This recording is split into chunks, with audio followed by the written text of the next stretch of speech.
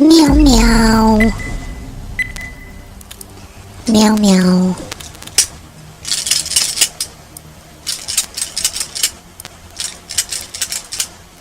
Yeah, I actually ordered today.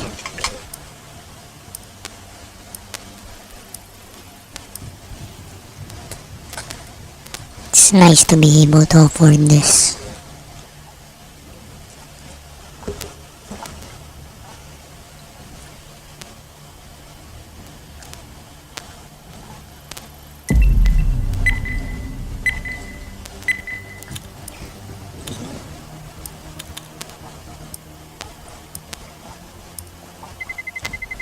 Let's roll.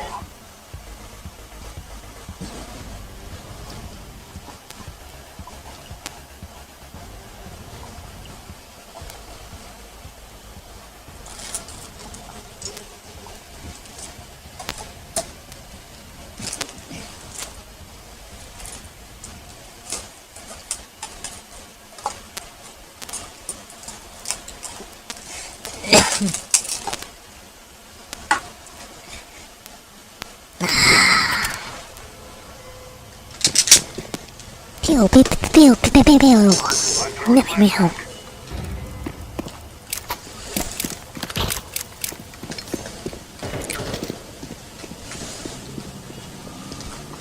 It's not really a 553. That looks long for a 553.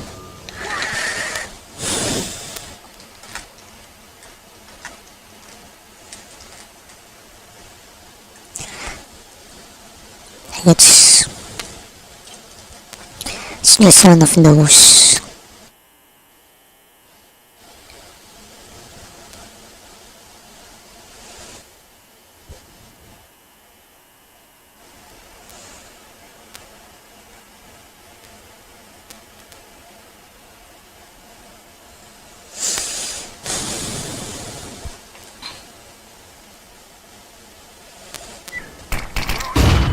Meow meow meow. Together we can do this.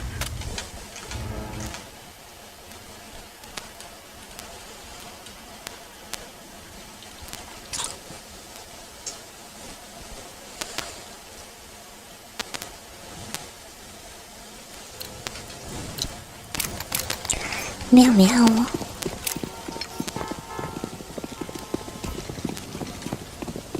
Decoy. Grenade out.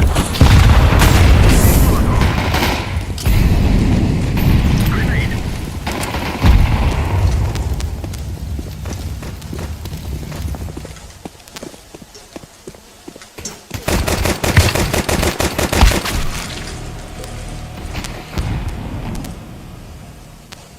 Grenade.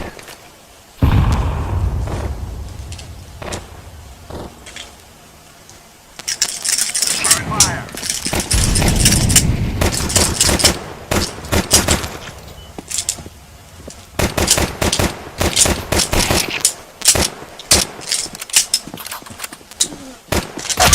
Counter-terrorists win.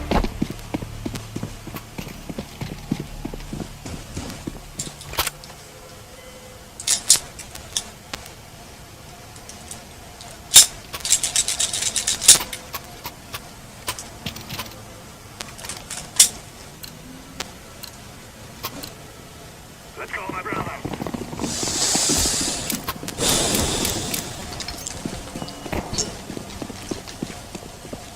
Decoys out.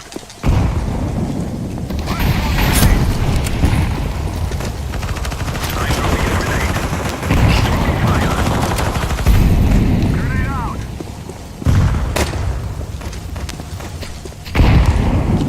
Smoke. I'm throwing a flashbang. Meow meow meow. I'm throwing fire.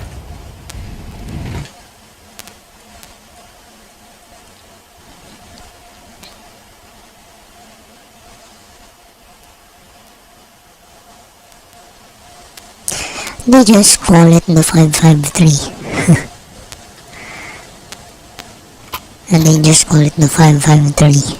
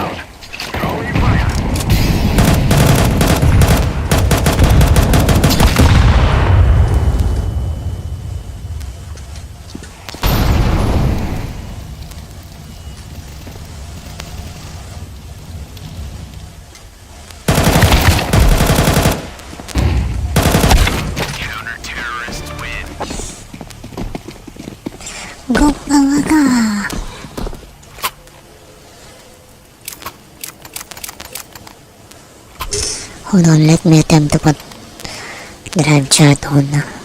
I hope it doesn't disconnect. Now is the time. So far, so good. Let's throw in a grenade. Flashback. Grenade out. But I think in some ways Mozilla is really better than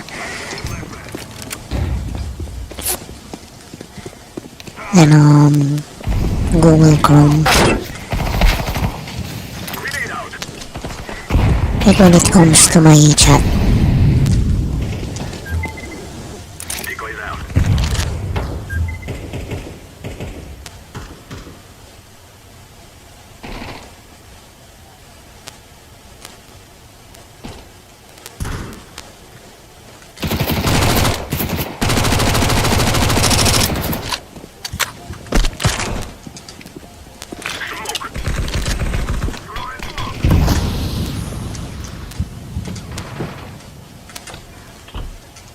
Planted.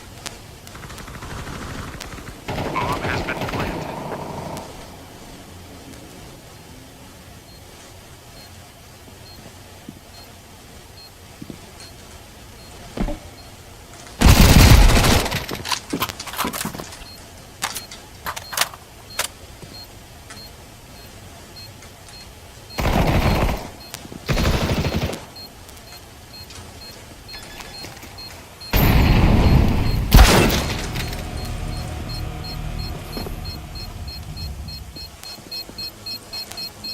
Bomb has been defused. Counter-terrorists win.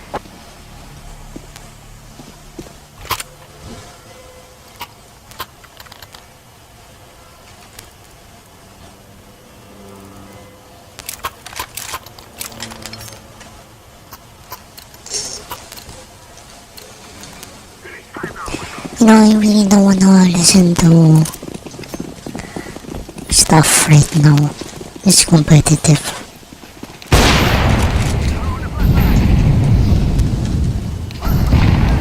I hate them. Flashback. Decoy. Flashback.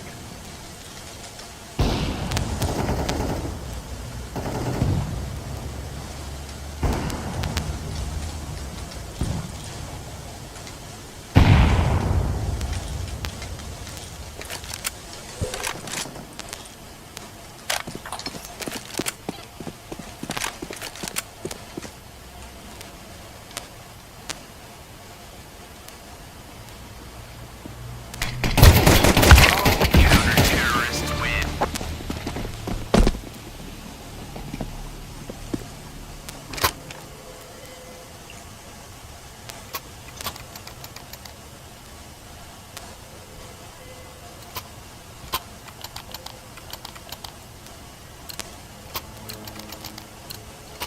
We must win.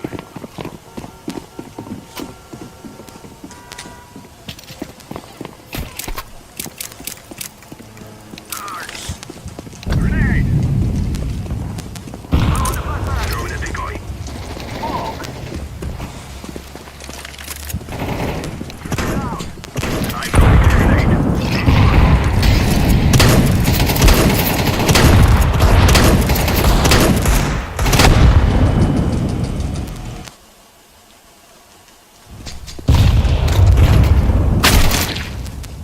Smoke!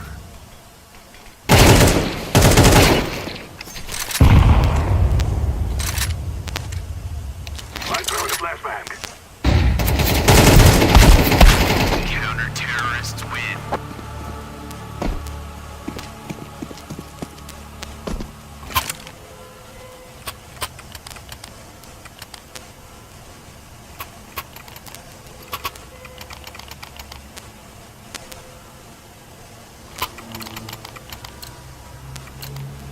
Let's go.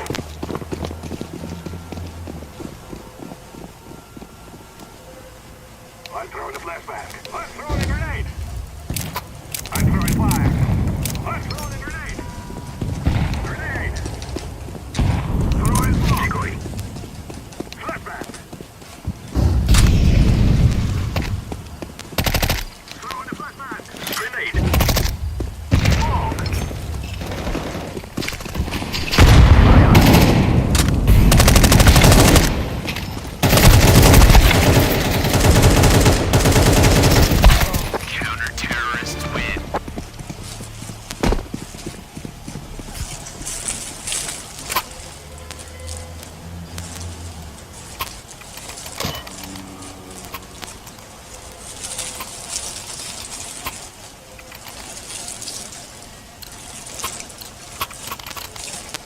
go, let's go.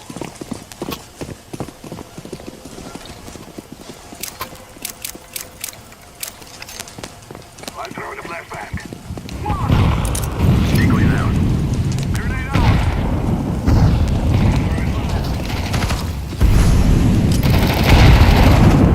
Grenade out. Throwing fire. Smoke. I'm throwing smoke.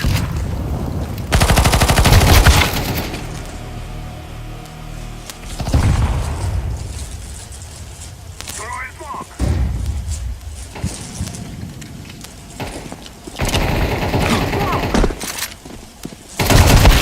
Counter-terrorists win.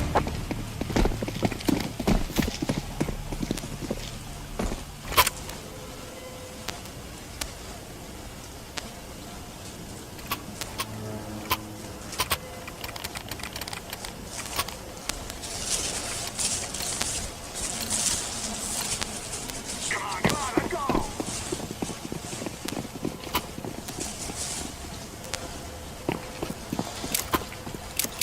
Throwing fire. Grenade. Flashbang. Damn, I'm top front.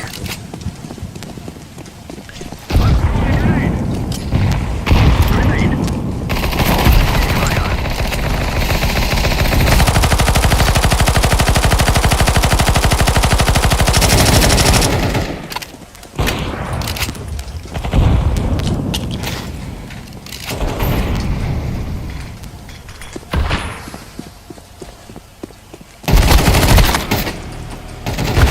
Counter-terrorists win.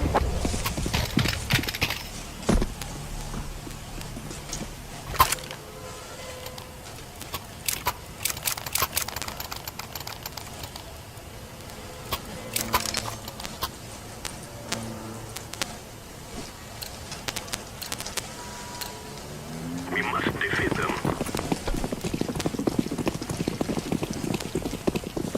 Decoy down.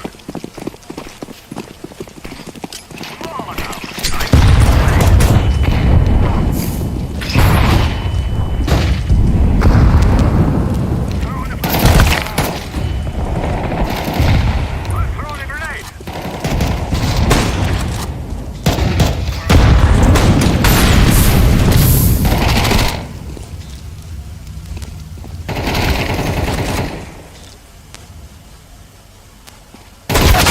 Counter-terrorists win.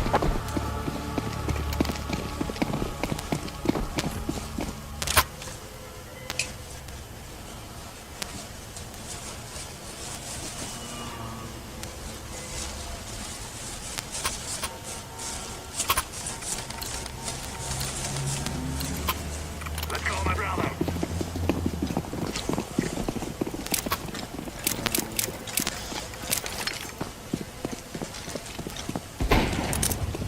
Throwing a decoy. Throwing fire.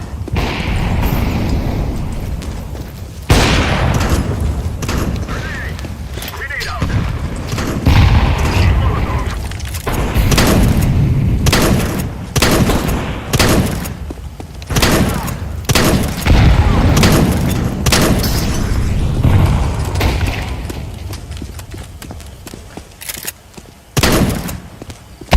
Counter-terrorists win.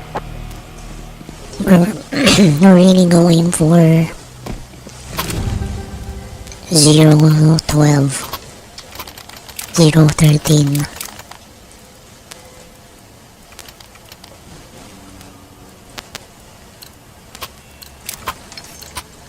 Come on, let's go. Throwing decoy.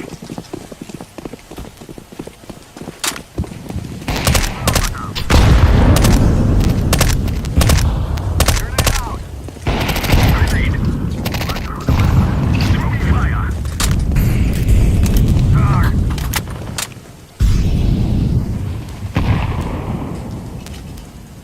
Smoke.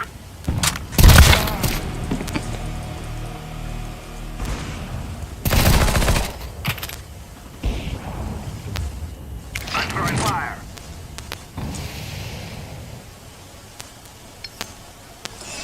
I'm gonna get water after this. Terrorists win.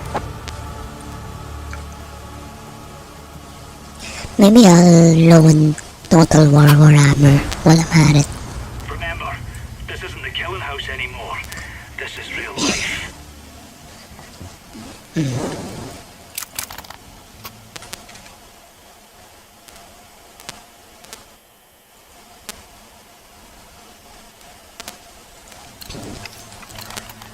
Let's roll. Meow meow meow meow meow.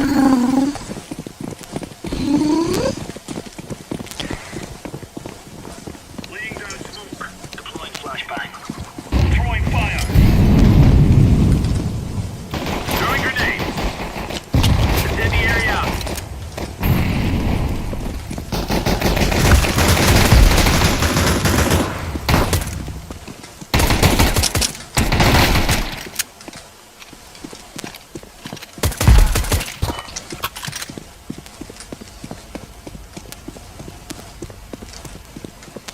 Hello.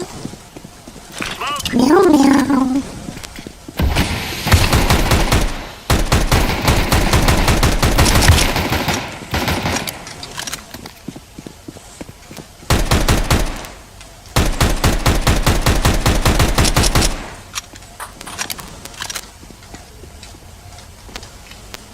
Laying down smoke.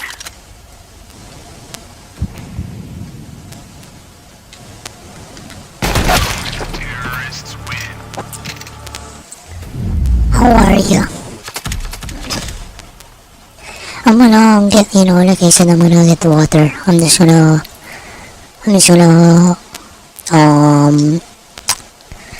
loan Warhammer. Then I'm gonna get water.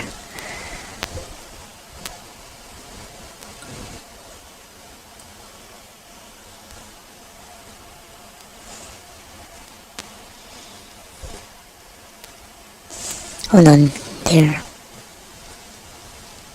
I'm gonna get water real quick.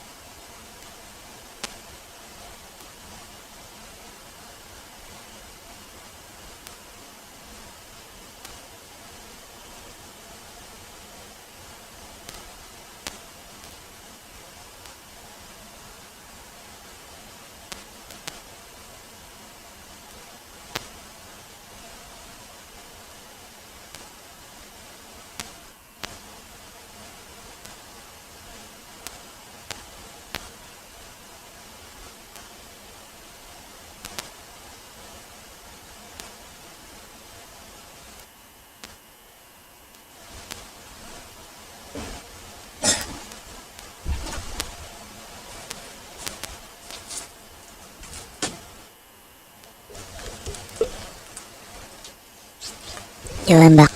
I'm doing fine as well, thanks for asking.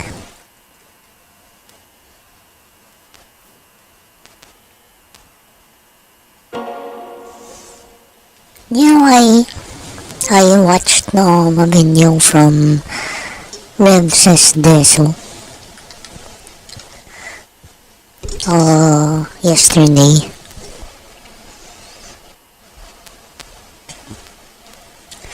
Well, actually, it was a live stream.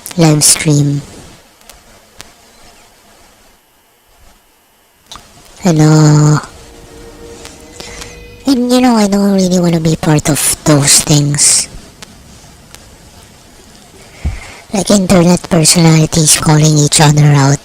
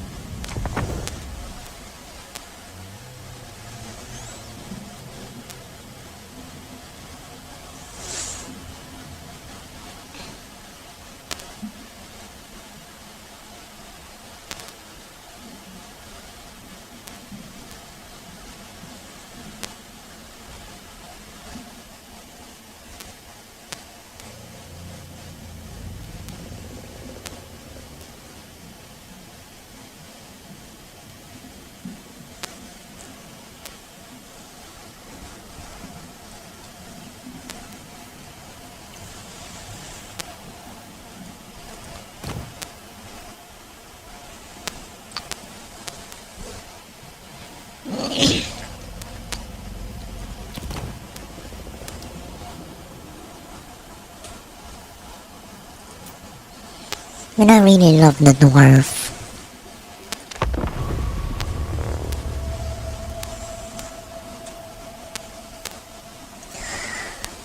Excuse me.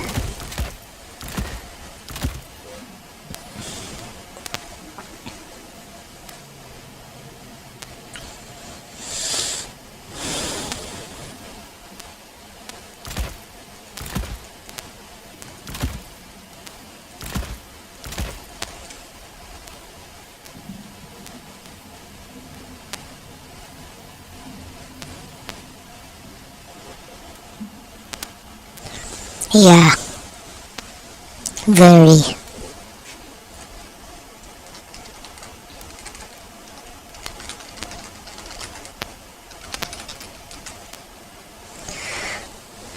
Look at this. 31 degrees Celsius. You know, these days it's gonna be pretty cool because it's cloudy.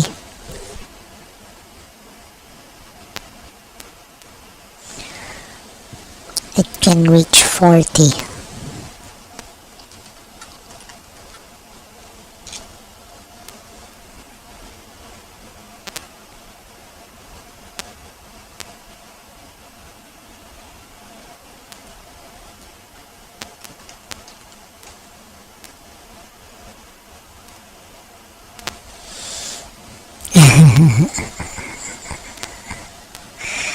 Meow meow meow meow meow meow meow meow meow. Look at this.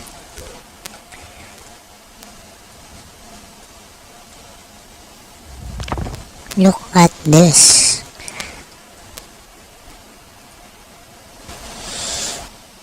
It's unreal.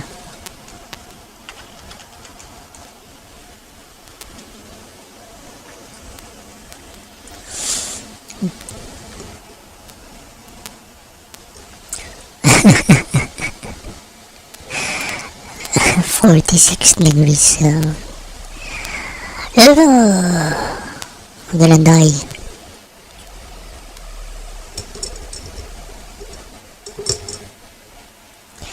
Anyway,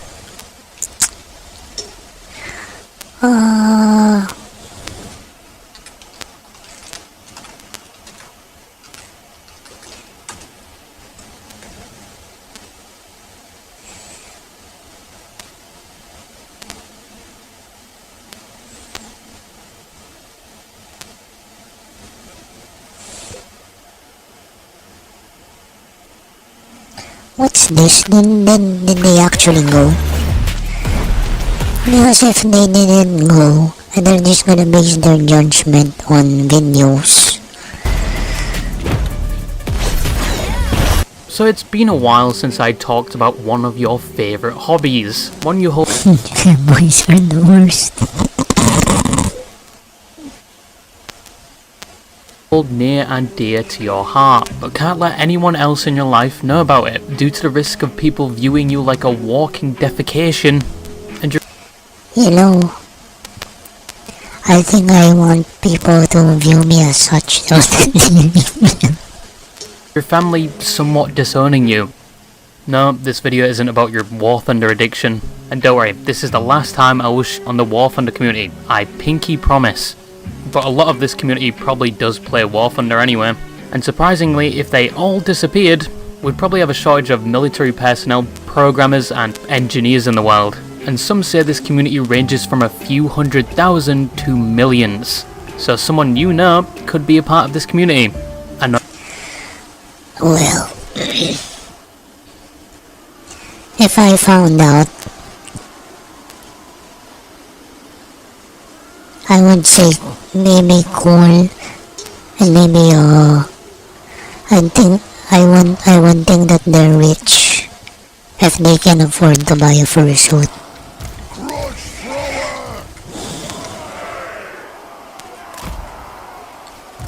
Yes! Dwarf warriors! Yes! Victory will be ours! Dwarf warriors!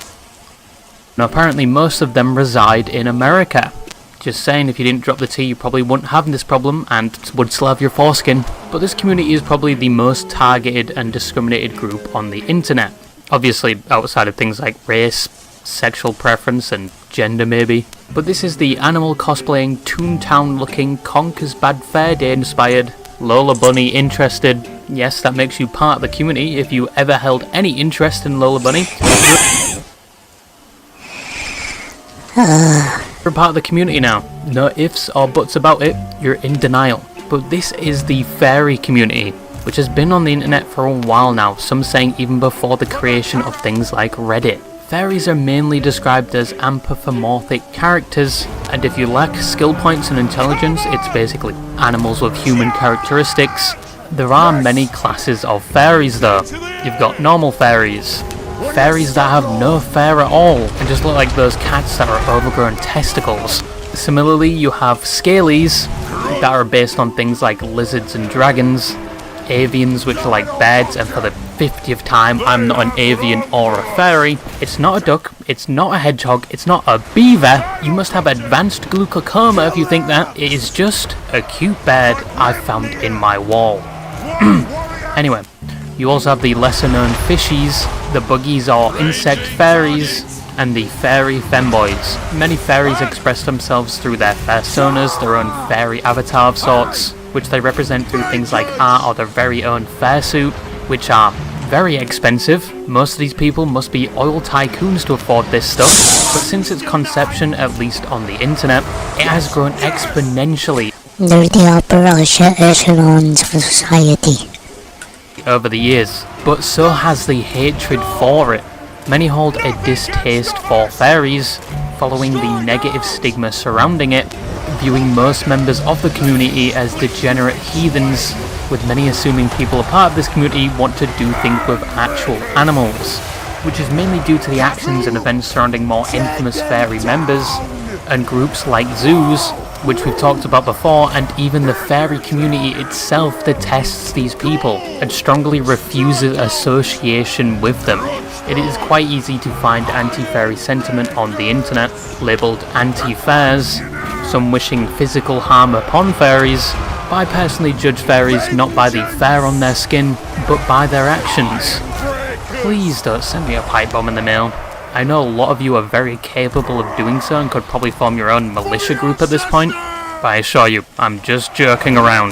But from my personal interactions with fairies, most of them are normal, albeit they are very enthusiastic about the topic, but from what I've seen it's just a hobby, and they mainly just get bad rep due to that stigma.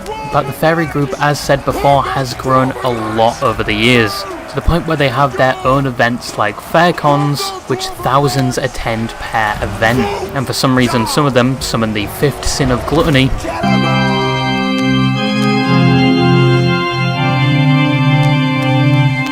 But fairy conventions are something I wanted to talk about today because a lot of them had their fair share of controversy. You know, if you don't like furries, then don't join them. Don't go to their conventions. Don't talk to them. Alright?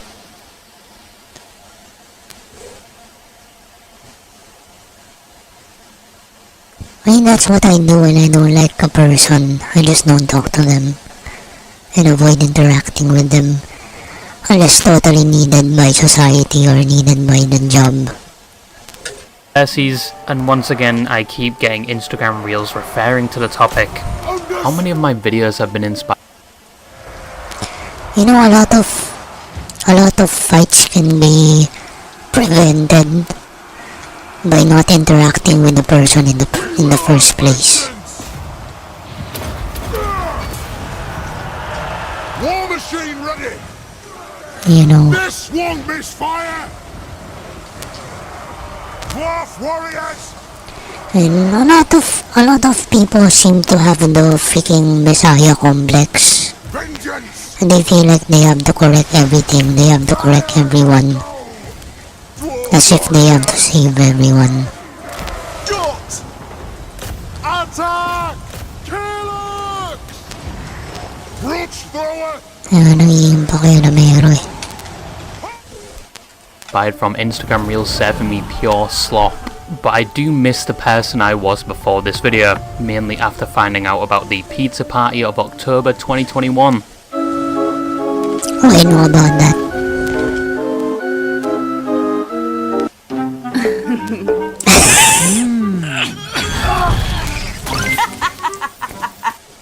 So fairy I had to scroll down to avoid that brain rot. conventions are a lot like most other conventions. An overcrowded hotel or convention centre with barely any air conditioning, and the same can be said for deodorant and correct hygiene. As a matter of fact, most conventions, especially anime conventions, probably have their own putrid AoE effect, emitting gamma radiation enough to erode the insides of your nose. Most organisers actually have to remind convention goers to wear deodorant, which is... it's something.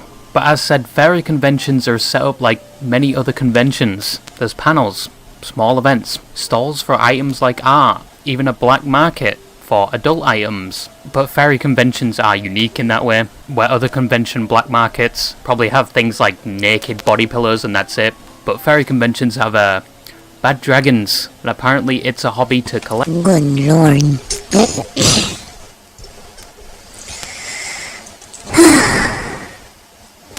I mean... yeah, I'm just thinking that's not very GP. Collect them now. I personally Not very PG, I mean. don't know why you'd want to tickle your colon, but you do you. But how are fairy cons different from things like Comic Cons, Anime Cons, and Brony Cons? Well, obviously it's down to the fact most of the attendees are wearing fursuits. Compared to anime conventions where you would see cosplayers you'd probably recognise, at a fairy convention you probably won't recognise most characters, due to the fact most of them are their own creations and their own OCs. And there are a variety of builds. You've got the people that don't wear any suits at all, and are just there for the experience. You've got ones that only wear their heads because they can't afford the down payment for the rest of the suit.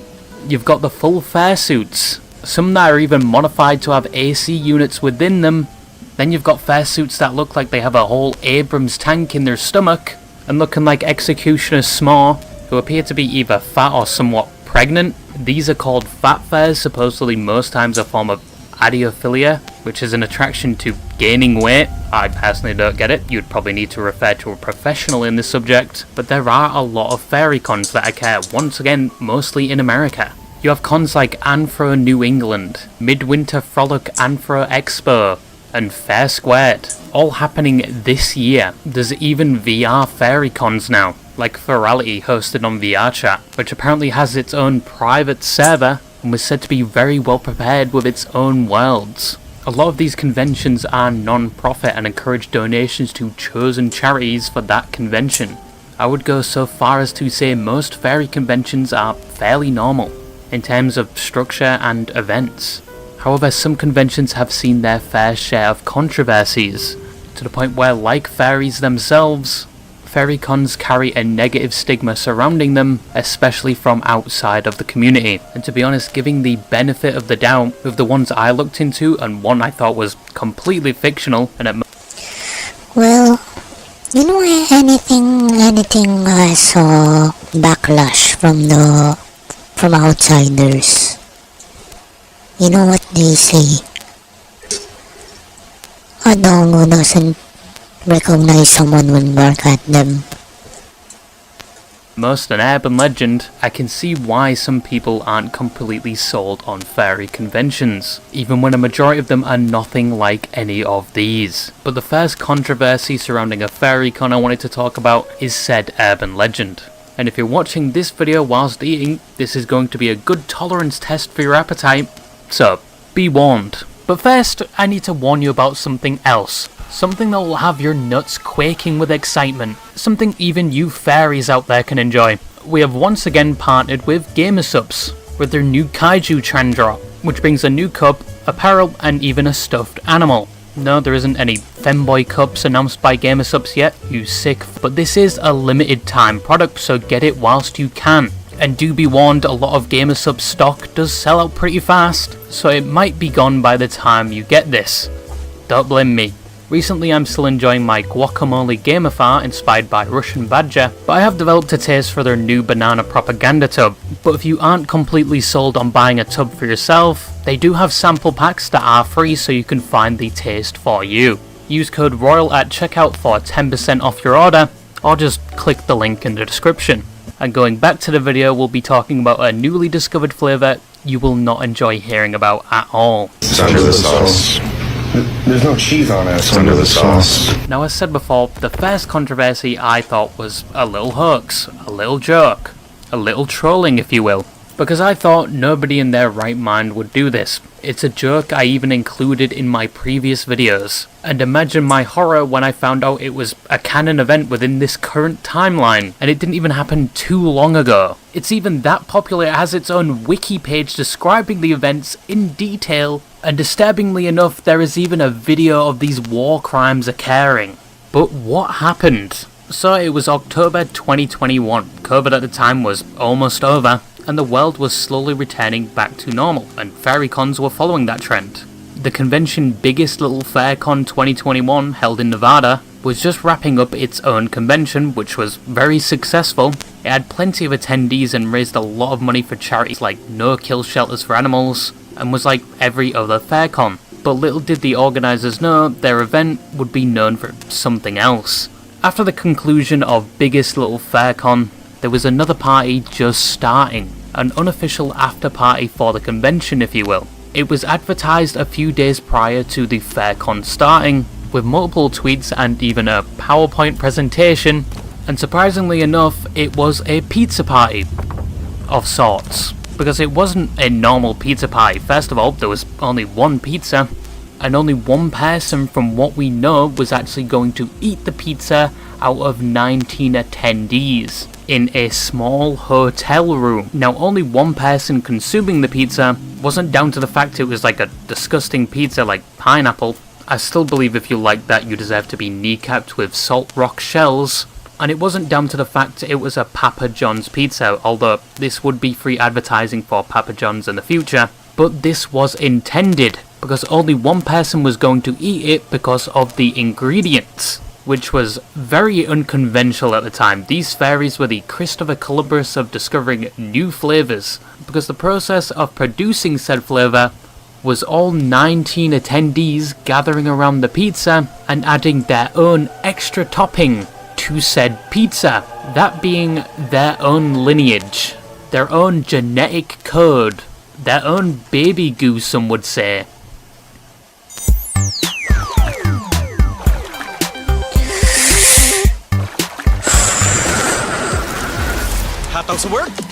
Oh, that reminds me, I tried to get groceries today. The payment was placed on hold, and it took like 40 minutes to 1 hour. But then they cancelled. I don't know what happened.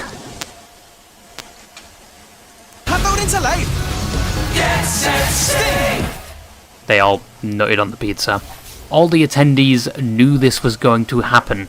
An open invite to do this activity was posted on Twitter, inviting people to come thicken the crust of their pizza.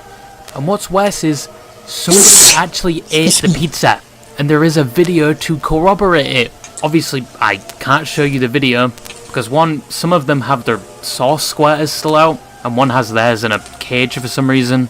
And you can actually see the human bodily fluid sitting on top of the cheese like separated oil. Now, the person that posted this and created the event, to no one's surprise, was a fairy porn creator. Believe me, I looked at the Twitter and it is just straight up 24/7 porn, or yiffing as the fairies call it. I've never seen so many fairballs, but this historical event was in celebration of them reaching 2,000 followers on Twitter. I don't know what their celebration for 10k is going to be, maybe a free use glory hole with burger buns. But this event itself caused a lot of backlash. First, due to what happened to the pizza afterwards, as the participants joked they left the cum pizza in the hallway for potentially others to find. But after people gave them Why would you do that, man? You shouldn't. For doing this, they quickly clarified they disposed of the pizza, and the whole hallway thing was part of the joke, although some people were skeptical. The next fallout was the fact this event was broadcasted all over the internet. It was spread within and outside the fairy community, especially due to things like the memes that were generated from it, like the pizza being in the hallway and the pizza itself. The potential consequence of this was that people outside the fairy community, especially due to things like the memes that were generated from it, like the pizza being in the hallway and the pizza itself. They're just The potential consequence of this was that people outside the community may think this is normal for fairies to do, and may assume the worst of them, buying into the stereotype that all fairies must be degenerates. Even people within the community were criticising the creator, as they also thought it would add to the negative stigma surrounding fairies. Overall, this event left a stain on the reputation of Biggest Little FairCon, at least for the year of 2021. It also caused some trouble for other events as well, as some people were making custom badges referencing the event and requesting an invitation to the next one. The creator did receive their fair share of hate for this. Once again, it possibly affected the reputation of fairies as a whole, due to the fact this story reached a lot of people, and it became a whole ass meme. And the creator of it was banned from a few other fairy cons, albeit temporarily, but it didn't directly harm anyone, except for the fact they probably didn't screen participants for STDs, which they probably should have. But the next one I wanted to talk about actually did do some damage. Lake of chlorine What's gas. a furry convention? Did I get that wrong? Oh, gosh. Okay. So this event took place at the Midwest Fairfest convention in 2014. An event that usually operates from December 5th to the 7th. A convention, once again, like every other fairy convention, with around 4,500 attendees, and it was usually held in a large hotel. This year wasn't really going to stand out like any other year, or any other fairy convention, until it did, and it could have possibly led to people dying. On December 7th, the convention was going ahead, and everything seemed normal until around 12 o'clock, where people began to smell things like bleach and chlorine, some even saying it smelled like a swimming pool. Many of the event attendees and hotel staff began to complain about irritations in their eyes and breathing, so the emergency services were called, and later a hazmat team arrived to identify the cause of the smell, where it was discovered there was a broken glass container containing chlorine powder on the 9th floor stairwell. Now, chlorine powder can be fatal if you're exposed to it for an extended amount of time in an enclosed space with no ventilation. So the event and hotel as a whole were quickly evacuated, including people that were not even taking part in the event. Everyone was forced outside onto the street, where news reporters quickly arrived to cover the story. 19 people were hospitalized with respiratory issues relating to exposure to the chlorine, and it took until 5 AM for the chemical to be removed and the hotel properly ventilated, where they started letting people back into the hotel. The good thing about this event was nobody died, and it's a good thing the emergency services were called when they were, limiting the amount of people exposed and harmed by the substance. Now, why was there chlorine powder at a fairy event? Well, I initially thought it was down to the cleaning staff for accidentally spilling something, but where would cleaning staff get pure chlorine to the point where it would actually kill somebody? It's like saying they had access to like Novichok or something. Well, apparently it wasn't incidental, but intentional. According to the emergency services, it appeared that somebody purposely did this. Somebody went to the convention and purposely broke a glass container, releasing the dangerous substance. But nobody knew why. Were they targeting the fairies or somebody else at the hotel? Well, even to this day, nobody knows, because nobody was caught or arrested for the crime. But one of the most controversial factors, except for people possibly dying, was the coverage of the situation by news outlets, specifically by MSNBC. Due to the fact when the newscasters were covering the event, they began laughing at their newfound discovery that were fairies. Hospitalized at a furry convention in Illinois after what's being called an What's a intentional lake of chlorine What's gas. a furry convention? Did I get that wrong? Along with convention attendees into the cold night, many still dressed in their furry costumes. hotel. Where are you going? Contaminated. Hey! Guests came back Come inside back. at 4 a.m. Police still... Come back. I mean, it's okay if they laugh, you know. You know, like I said, just like, yeah, you know, when you see something out of the ordinary, and like I said earlier, dogs should always bark at someone they don't recognize. Diba? It's natural, man. So, I mean, even with my hobbies, if someone like gets scared or, you know, makes fun of it, diba? You know what I do? I just try to keep them away from it. You know, if you don't understand it, if you think it's illegal, then I'll make sure I'll protect your peace and not expose you to any more of it anymore. Expose you to any more of it. Diba? If you hate that my toys look like, you know, deadly weapons, then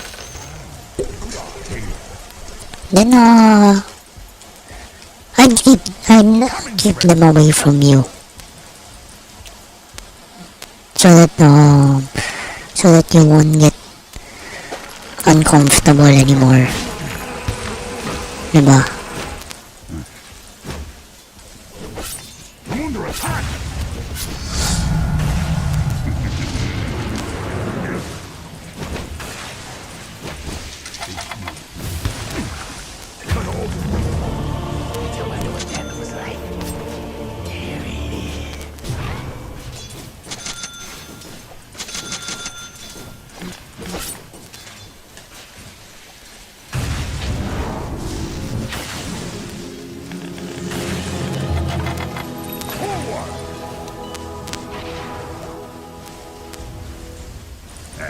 Dire's structures are fortified.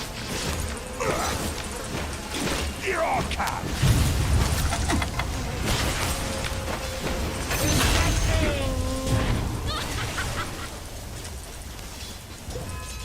Lightning.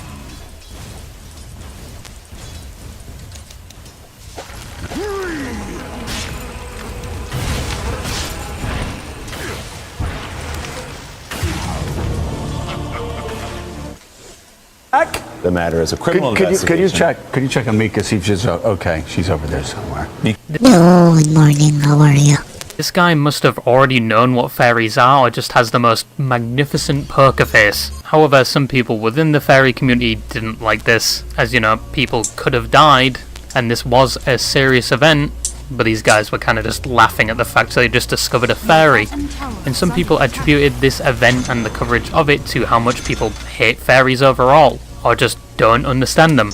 Also, the event organisers didn't offer a refund at all. However, the next convention, although it was significantly less dangerous than the one I just mentioned, it didn't show the fairy community in the best light. Not even the carrion eaters are interested in your radiated corpse. Brows fading by lunch? Lovely Life Boo microblading pen glides on smoothly. 5 natural shades, sweat-proof and long-lasting. Perfect for beginners. Lazada, authentic and free shipping. Tap to get flawless brows now. Yeah, I wasted my freaking hook. May surprise ako sa'yo. Look, new shoes. We love treating them. Rainforest Con in 2015 was a con where the fairy community looked like absolute fiends, mainly due to their shenanigans, said shenanigans that were conducted like they were trained in guerrilla warfare, with how much damage they caused from this. which may have contributed to the fact that said con was never hosted again and was suspended indefinitely. So Rainforest Con 2015 was a fairy convention held in a Hilton hotel near the Seattle SeaTac Airport in Washington. Having stayed in a Hilton hotel myself, it is definitely RNG. Some Hiltons will be the best stay of your life, and some others you would think you were staying at a cheap motel with copious amounts of pubic hairs and semen stains. There is no in between. But that year the theme was swords and sorcery, and in the opening ceremony, in conjunction with the theme, the organisers dispelled the rumour that the FairCon was under an evil curse. I'm absolutely sure there is no truth to the rumour that Rainforest is under an evil curse. Little did they know it was under an evil curse, as all of the 7 sins were about to be committed. Within the few days the event was active. There were a lot of things that happened at this event, but to save your time, so you can go back to whatever mundane activities you had to do today, here's a short list of what happened. Somebody purposely flooded a public toilet within the hotel by messing with the screws that kept it secure, and even flooded the basement. They... You know, I think I want to know something like that out of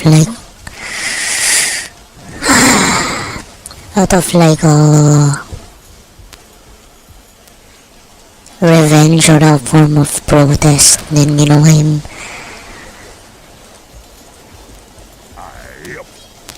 I know all the more that I will not like you. Get over it! Forward!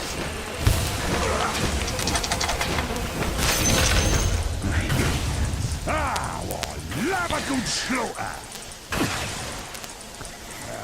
No! Broke one of the elevators of the hotel. They threw multiple towels into a hot tub and blocked the main hot tub pipe, so it was permanently damaged and required repairs. There were reports of filled diapers being shoved into toilets and left on top of cars, some saying the smell was terrible. People were going out in public in adult diapers and BDSM gear. Someone allegedly shat in the pool and left a floating log in it. Smoke detectors were removed from some rooms, obviously so they could smoke within their own room.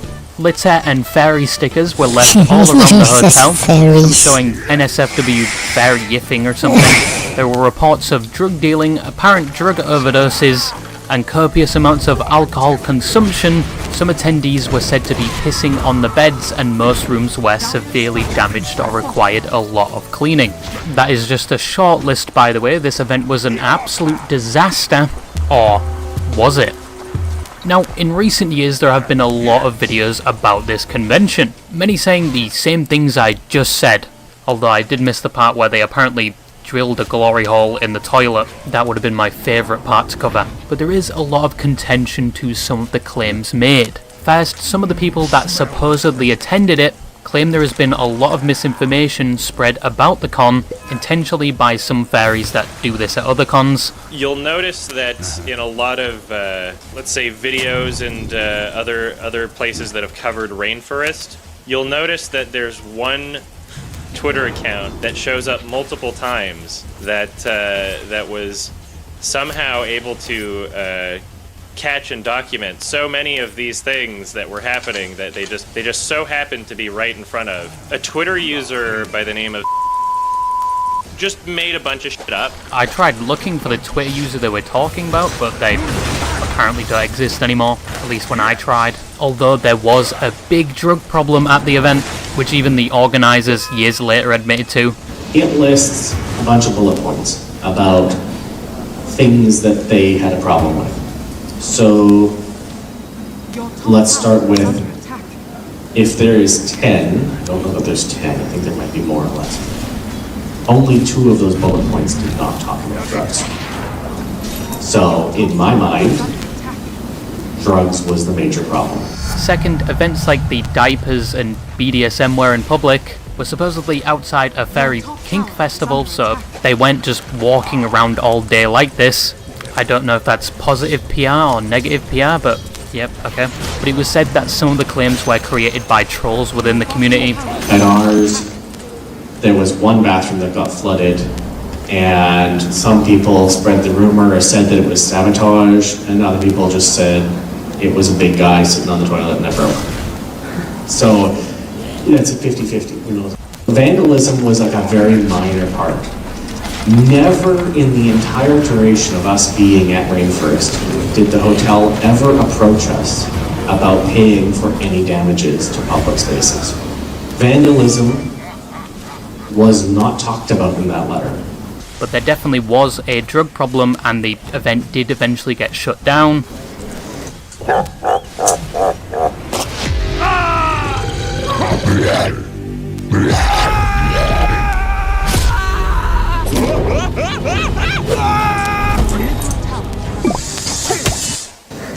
But other things that were talked about were things like 2,000 nitrous oxide cartridges just left there.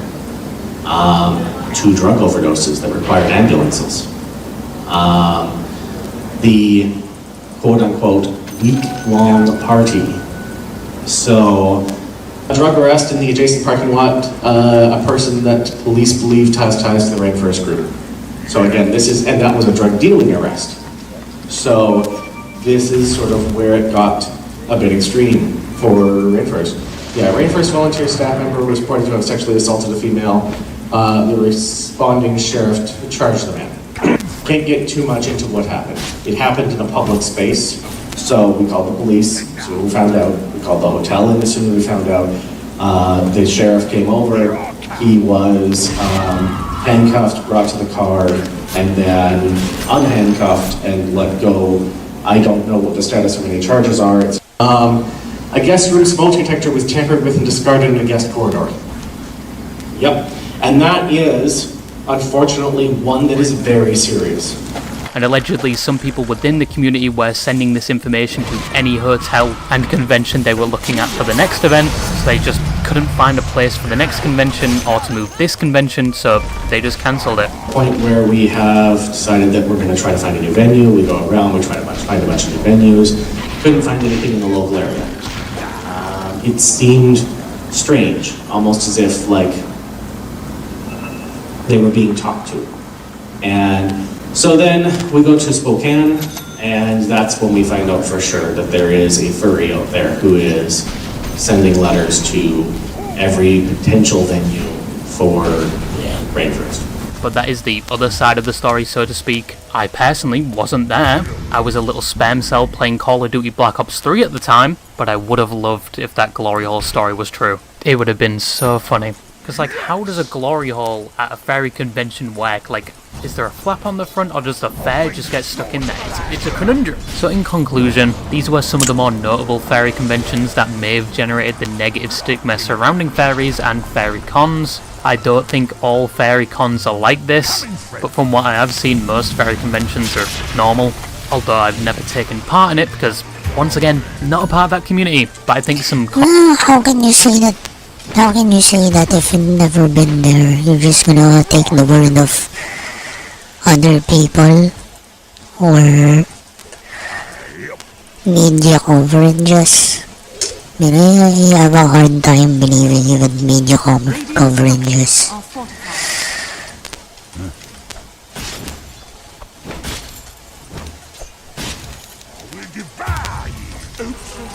Your top tower is under attack. Even alternative media.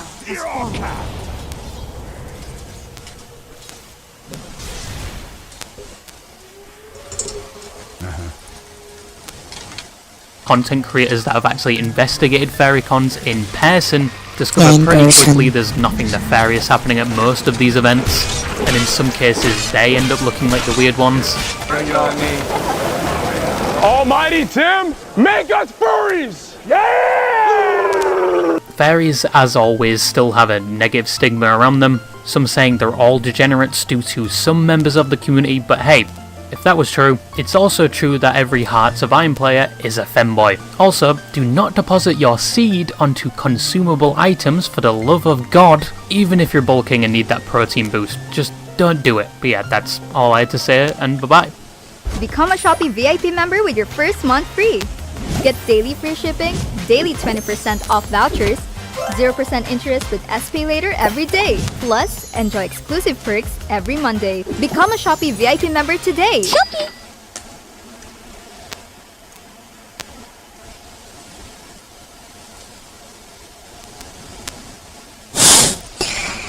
What are these?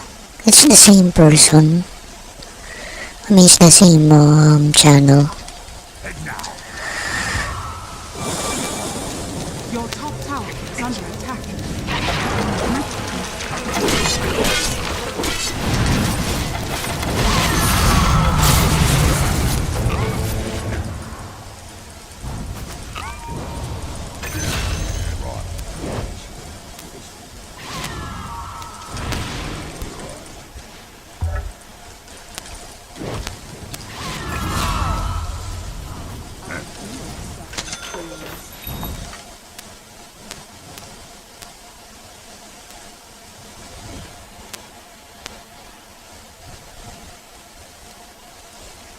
Hey, what's up guys, Ruff here.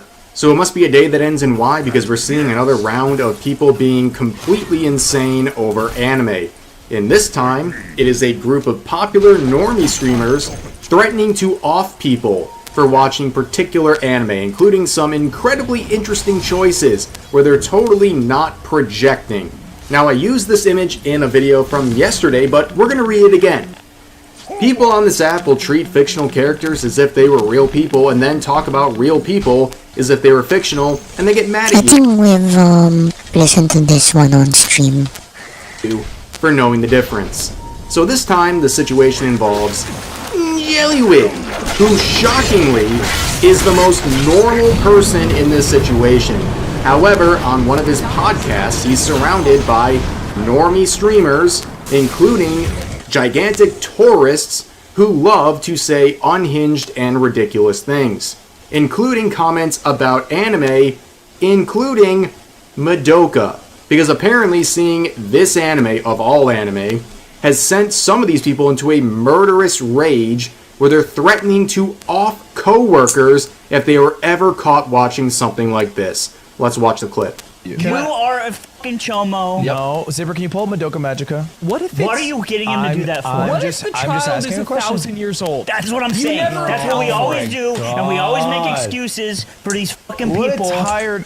Okay, so just tell me. Right. So what are we doing? doing? Images. I'm just asking if Puella Magi Madoka Magica would count for this category you're talking If about. I meet somebody, if I start a new job and my coworker says this is his favorite anime, I'm like, yeah, I'm gonna beat the shit out of you after work. Yeah, we're gonna kill you, man. Do that. Really? Really? Are you gonna do it? I'd like to see that. Or yeah, he's just saying that on the internet. But not gonna do it in real life, no. By the dumpster. We're gonna turn the water up slowly until you don't notice it's boiling. I'd talk to them less. It's a good show. Okay. Yeah, but Ludwig. Okay. Why is that? When is that ever a good enough reason? First of all, shiver me timbers. This is gonna be. First of all, shiver me timbers. This guy right here, this We got a badass over here. maximum sigma alpha chat over here is going to beat you up and possibly off you for watching anime like Madoka. This clip comes from the Yard podcast. It's from 4 months ago, but some clips have been shared recently on Twitter, sparking some attention on what's clearly a very unhinged situation. Clearly, these people feel way too comfortable sitting there and espouting these violent urges against people who simply want to watch anime, including Madoka, of all things. That is the craziest aspect of all of this. They feel not only emboldened to call people predators over this stuff, but now they're openly saying they're going to harm you. This is the problem with normies like this who are so comfortable acting this way towards anime. Now here's some of the quotes. This person saying, threatening to beat someone up for watching Madoka is completely sending me. Yeah, can we please just pause for a second? It's not just anime, it's this particular anime. If you've watched it, you would be baffled as to why someone would be calling you a chomo and trying to beat you up over watching this. You know, besides the fact we're talking about, what's that again? Oh yeah, fictional content, anime. But here's a very good point. Ludwig being the only reasonable person there. I can't believe it myself. It's actually pretty shocking to see Ludwig on the normal side of this conversation, which, by the way, with the full context, doesn't get any better, okay? This is not one of those clips where there's more to it. No, the conversation is completely insufferable. This is clearly where all of these people stand, and, well... Imagine redness calmed in seconds.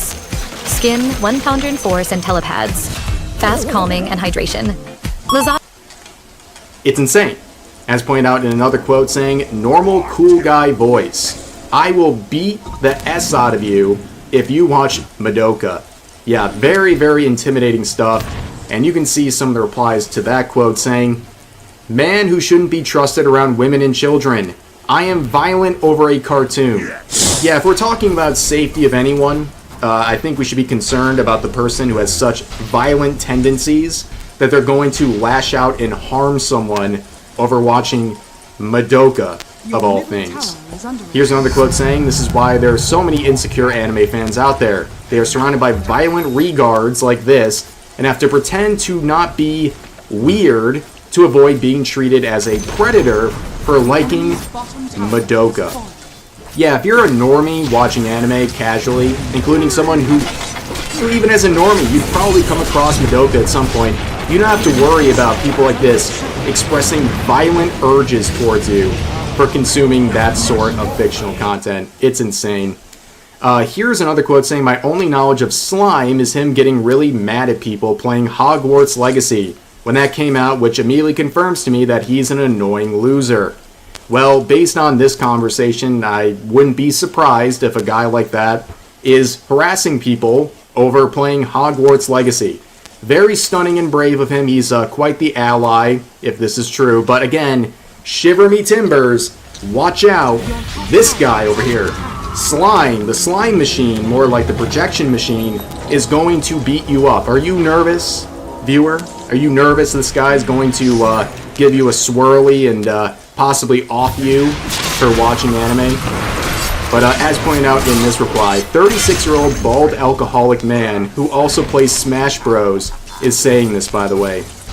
Ah yes, a Smash player ranting and raving and expressing violent urges and slander over anime. I've seen this one before. I'm sure you guys have seen this play out before. It doesn't end well. Typically, it's massive projection on disturbing levels. Let's hope it's not the case with this guy, but we have seen this before. Now, who is this guy? A reformed hater? Apparently not. Slime Machine is the handle on Twitter, and he would actually engage in the conversation. You can see a quote of one of his responses. If you like Madoka, I'm going to beat the living S out of you. Why are there so many problematic words in the comments?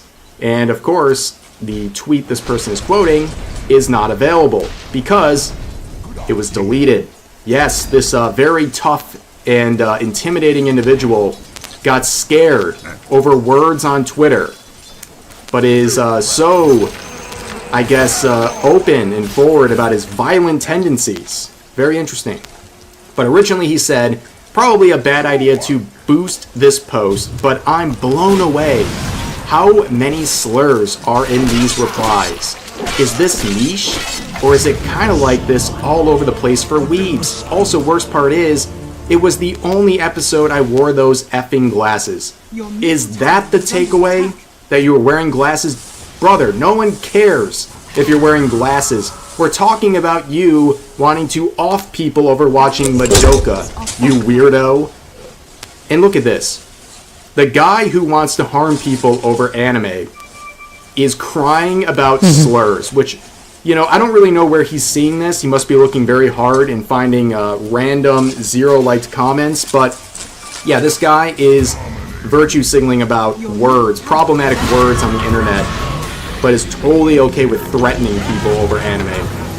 Amazing stuff. But he would add a further response saying, alright, promo period expired. Insufferable narcissist right here. But continues on saying, I can't have my whole day taken up by addicting replies to crazy anime guys, "I'm putting the crack pipe down. Most of you are normal. It's all good." It's just like the quote earlier. Don't worry, you're not weird. You're one of the okay people I won't beat up as long as you prove you're not a weird one to me while consuming this medium. But someone said, "Are you going to beat me up for enjoying Cardcaptor Sakura?" And he says, "No, you know what's probably really awesome, and I'd ask you what themes it centers around." Well, I'm glad you're getting recommendations, but I have a feeling you would want to beat up this user as well. This guy is projecting on levels you'll never see. Oh wait, you will see them all the time on Twitter. In fact, here's some of the people defending them. This person saying, "You guys are telling me that no predators are drawn to watch this show. I've never even heard of it before, but the first Google image that shows up doesn't do you any favors." This guy saw a group of fully clothed anime characters and immediately started throwing accusations out and justifying people being harmed in real life over watching this anime. This is the normie audience. This is who is enjoying the commentary provided by these people, and it's a very sad state of affairs. Again, evergreen post right here. Once again, ringing true, but yeah, backlash deserved, projection probably, and many such cases. But anyways, that's going to do it for this video. If you guys enjoyed, consider giving this video a like, and also subscribing and turning on notifications for daily uploads, as well as multiple streams a week live here on YouTube as well. But overall, hope you guys enjoyed the video, and I'll see you next time.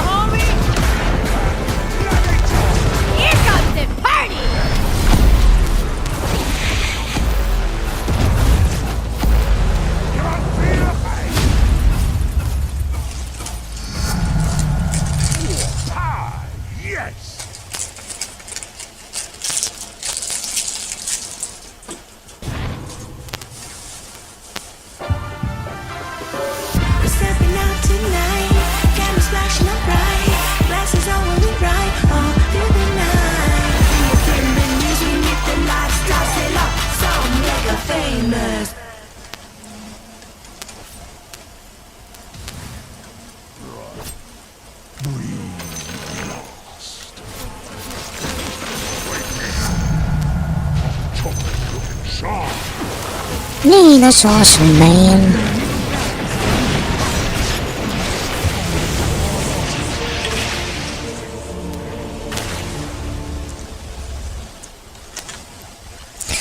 Wow, what was its color?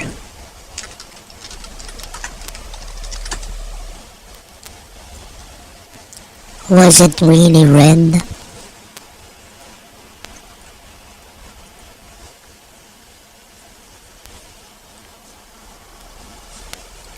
No, I want apples.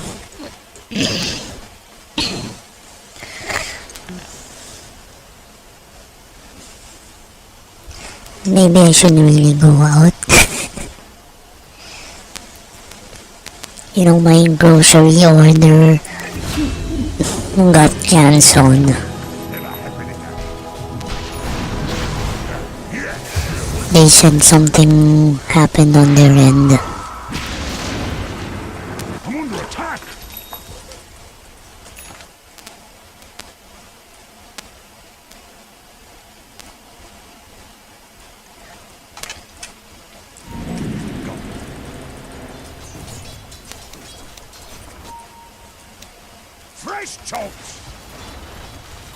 It's okay, no.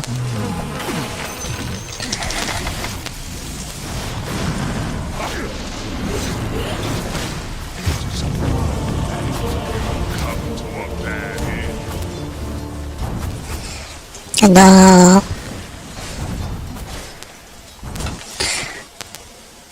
what the frick?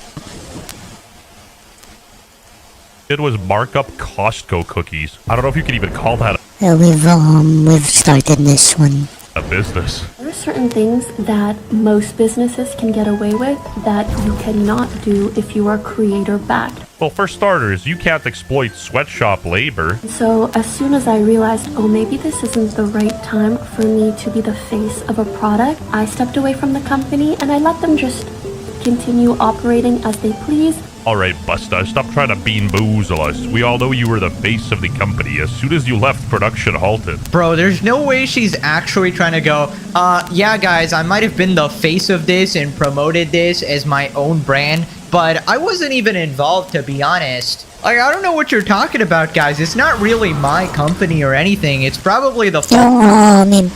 maybe she just rebranded them.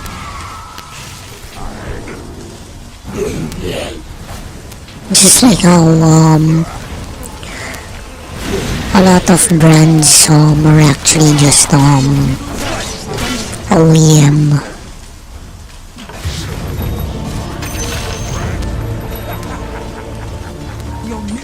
Fault of the people I hired who obviously messed it up colossally. I obviously did nothing wrong, of course. It definitely wasn't me being an obnoxious asshole online that completely tanked the reputation of the brand. Also, I don't really understand the logic of, oh, I'm just a creator and there's certain things you can't do as a creator and you can only do as a business person. That makes no sense, because being a creator isn't obviously a plus, right? Because when you start a business on your own, you have to buy advertising, which is one of the hardest things, right? Actually spend money to get your product out there. But as a creator, you already have a fan base, you already have a bunch of eyeballs on you, and you can launch whatever shitty product you want, and there's a percentage of people who are going to eat it up no matter what. And in Pokemon's Cookies case, they're gonna eat it up and then have diarrhea because those cookies were fucking awful. But yeah, like, what the fuck? She's acting like she ain't got time. I'm sorry, what do you even do? You're not even streaming anymore. All you do is, I don't know, fake going to the gym for TikTok and hang out with your neighbor. I mean, accountability is really just non-existent. Why can't you just be like, okay, I fucked up, you know, I sold some overpriced cookies, I'm sorry. Simple as that. It would have been over right there, but she's still doubling down like years later. Also, I don't know what that glove is. I'm not a glove expert. I hope she's not baking more cookies. Although that doesn't really seem like a baking glove. Probably Make her hands look clean. one of those freaky ass rich people gloves, of course. Right, so then she said that she made this entire company and started this business, but she wasn't taking any profits, guys. This was purely for the people, of course. She just wanted her fans to have healthy food that is very cheap and affordable, of course. Yeah, this is Omega Cap because you weren't taking any profits, because there probably were no profits, you absolute clown. Your business failed. I didn't take any profits, though it was making money, but that would go straight to staff or other investments. Well, you know, when I was self-employed, it would make money, but not enough to really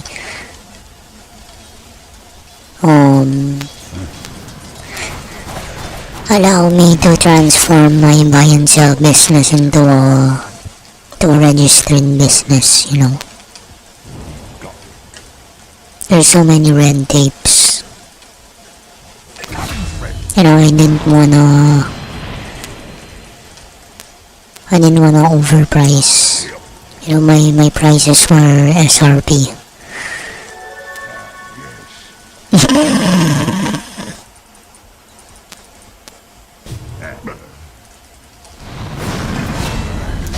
Diabetes.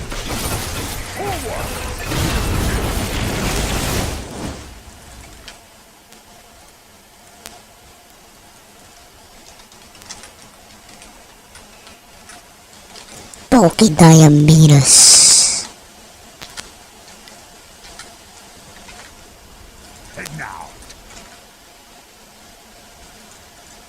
And yeah, that was 2 or 3 years ago. I think they might have.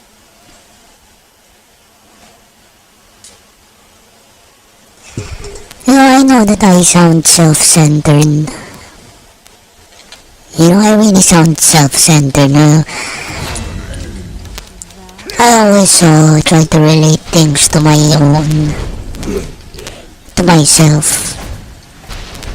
You know, because Guess I like to speak for myself. You know, I'm not trying, you know, I don't wanna give too many, too much unsolicited advice, you know.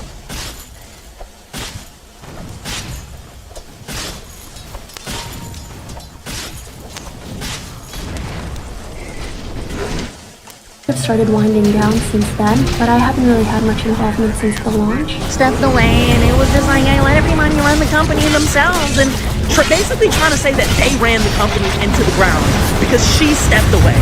No, that's not why the brand failed. The brand failed because people found out that her product was straight bull jive. She literally has zero self-awareness. She preaches being this goody two-shoes socialist while literally consuming the biggest capitalism labubu slop. Oh yeah, guys, I just don't know what happened. You know, the company that I was a face of, they just sort of shut down, you know? I don't know, you know, I was just doing Pokemon things, buying some Gucci bags, and then I opened my phone and the company was shut down. It's your project! What do you mean you have no idea? Like, you quietly stepped away. You purposely quietly stepped away because you didn't want backlash and you didn't want to admit that you publicly failed on the internet, right? And there's no actual shame in like failing a business or whatever is what it is. But when you're a pompous fucking asshole such as yourself, then yeah, people are gonna clown on you. And I swear to God, I hate this omega cap all these business owners do that, oh guys, I actually reinvest 100% of my profits back into my company. I don't even take a salary, guys. It just goes straight to my employees because, you know, I'm such a socialist. I'm such a communist. And then you look at the people saying this shit, and it's the richest fucking hacks. It's Pokimane, Hassan, Mr. Beast, right? And they just have the most obnoxious statements like, you know, we hate the rich, or Mr. Beast goes, oh yeah, you know, I'm actually poorer than you. I'm actually in debt, guys. You guys have more money than me. Meanwhile, as a fucking billionaire, obviously.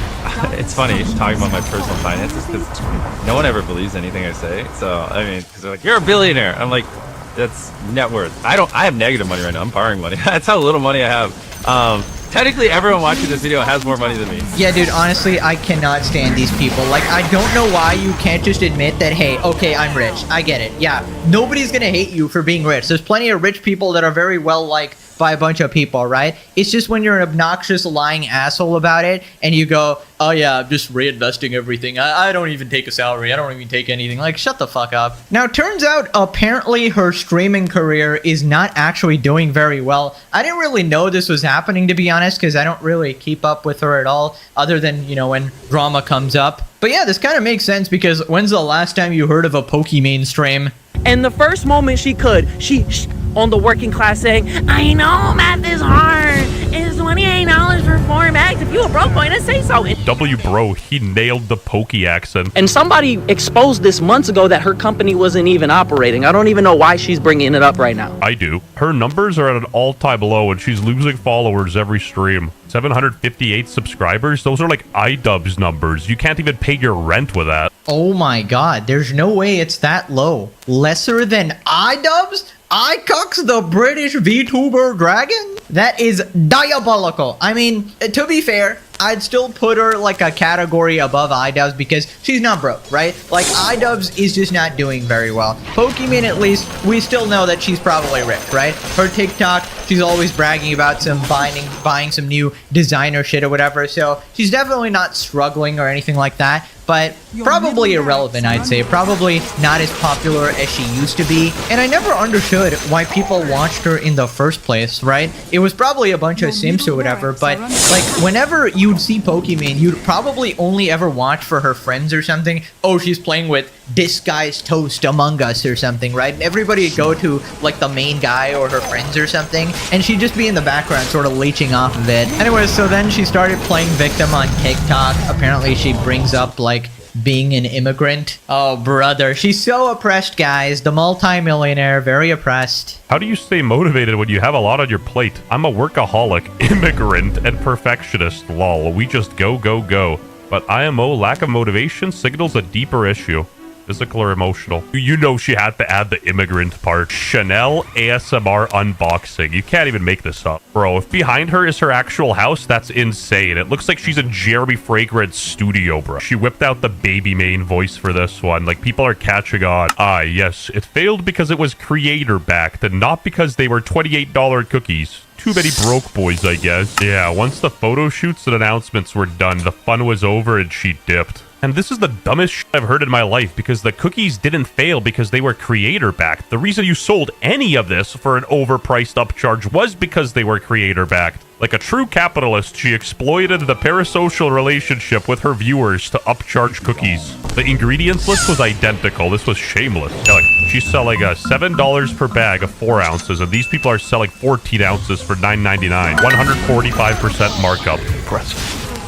Very nice. Same level of markup as the designer brands you love to flaunt around. She just has Hassan level self-awareness. Like, bro showed up into Cuba wearing like Cartier rings and glasses. Of course, Hassan. They both really love China, of course. They particularly like the cheap labor. You know, very socialist of them. But yeah, dude, there's no way she's playing victim on TikTok. She's acting like it's her job resume. Can you point out your flaws real quick? What is something you're bad at? You know, I'm a workaholic, of course. You know, I just work too hard. Is that a problem? I'm sorry. I just work too hard. I make too many TikToks. Don't you understand? It's a full-time job. You know, it's from my background as an immigrant, of course, right? And a perfectionist. You see, that's why when I made my cookies, I just copied someone's fucking homework and then I upped the price because I'm a savvy businesswoman, of course. I can't keep it the same price, right? And I am a perfectionist, you know. I had to make sure they were perfectly shit. I had to make sure the cookies that were somewhat decent, I had to make it even more shit, you know? Yeah, perfect at scamming your fans, that's for sure. People responded who got Think Before You Sleep. After having to watch her for a week straight, I've become incredibly annoyed by her constant acting. I assume he's making a video or something. She's so inauthentic and fake, it makes my skin crawl. Anyways, no one wants to spend like 25 on cookies. Shocking that her business failed. Absolutely no self-awareness. Good meme, good meme. She should have farted on them, then her disgusting fans would have bought them. The thing is, you're probably right. Like, honestly, probably could have done some stupid bathwater shit or something. I hate how she talks with the head bob and voice inflections as she's some professor providing grand instruction. You're a potato yapping to underage virgins and overage pedos.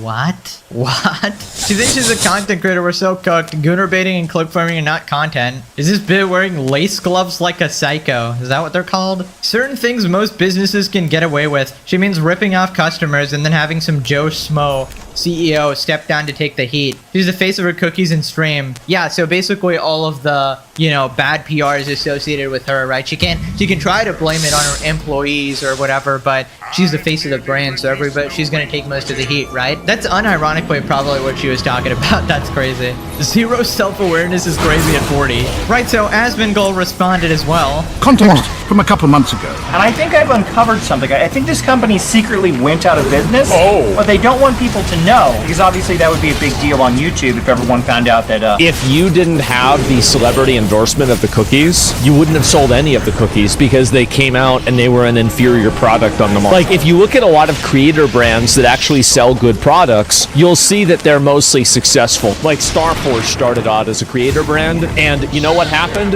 We had a problem with the pricing with the PCs, and the night that happened, the night we announced the pricing, we had everybody get into a call. Everybody was there, and we fixed it, and it got better. She thinks that if it wasn't for, you know, maybe the controversy surrounding it, that bringing an inferior or a worse product to market would have caused you to be less successful. No, the only reason why it was successful at all, anybody was talking about the cookies to begin with, was because of the fact that, you know, they were creator pushed. As much as people roasted Lunchly back in the day, I bet that still sold better than Pokemon's cookies because, you know, at least it was priced properly. Even Prime had a shitload of sales.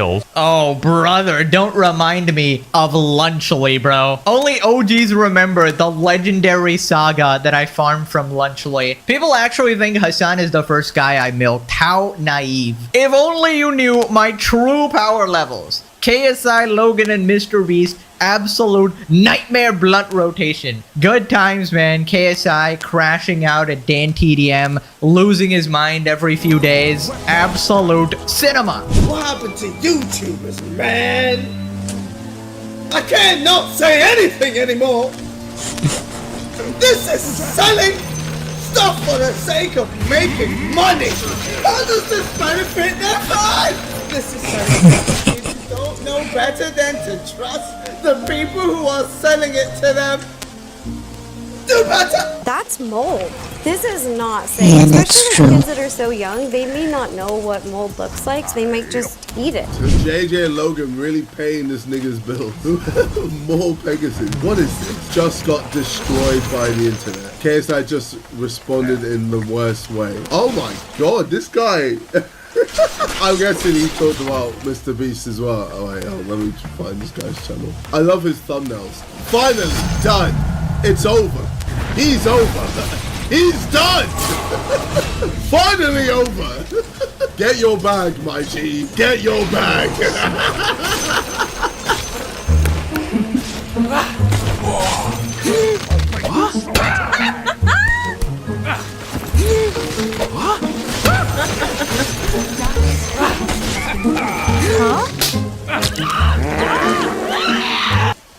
Yep, real good times, and they were more popular, right? I'd get like 1 million views each video because they were such bigger YouTubers. Now I gotta settle for Hassan's irrelevant ass, right? But at least he's consistently stupid, right? So I guess it's better overall, better views overall, because he at least lasts an entire year, right?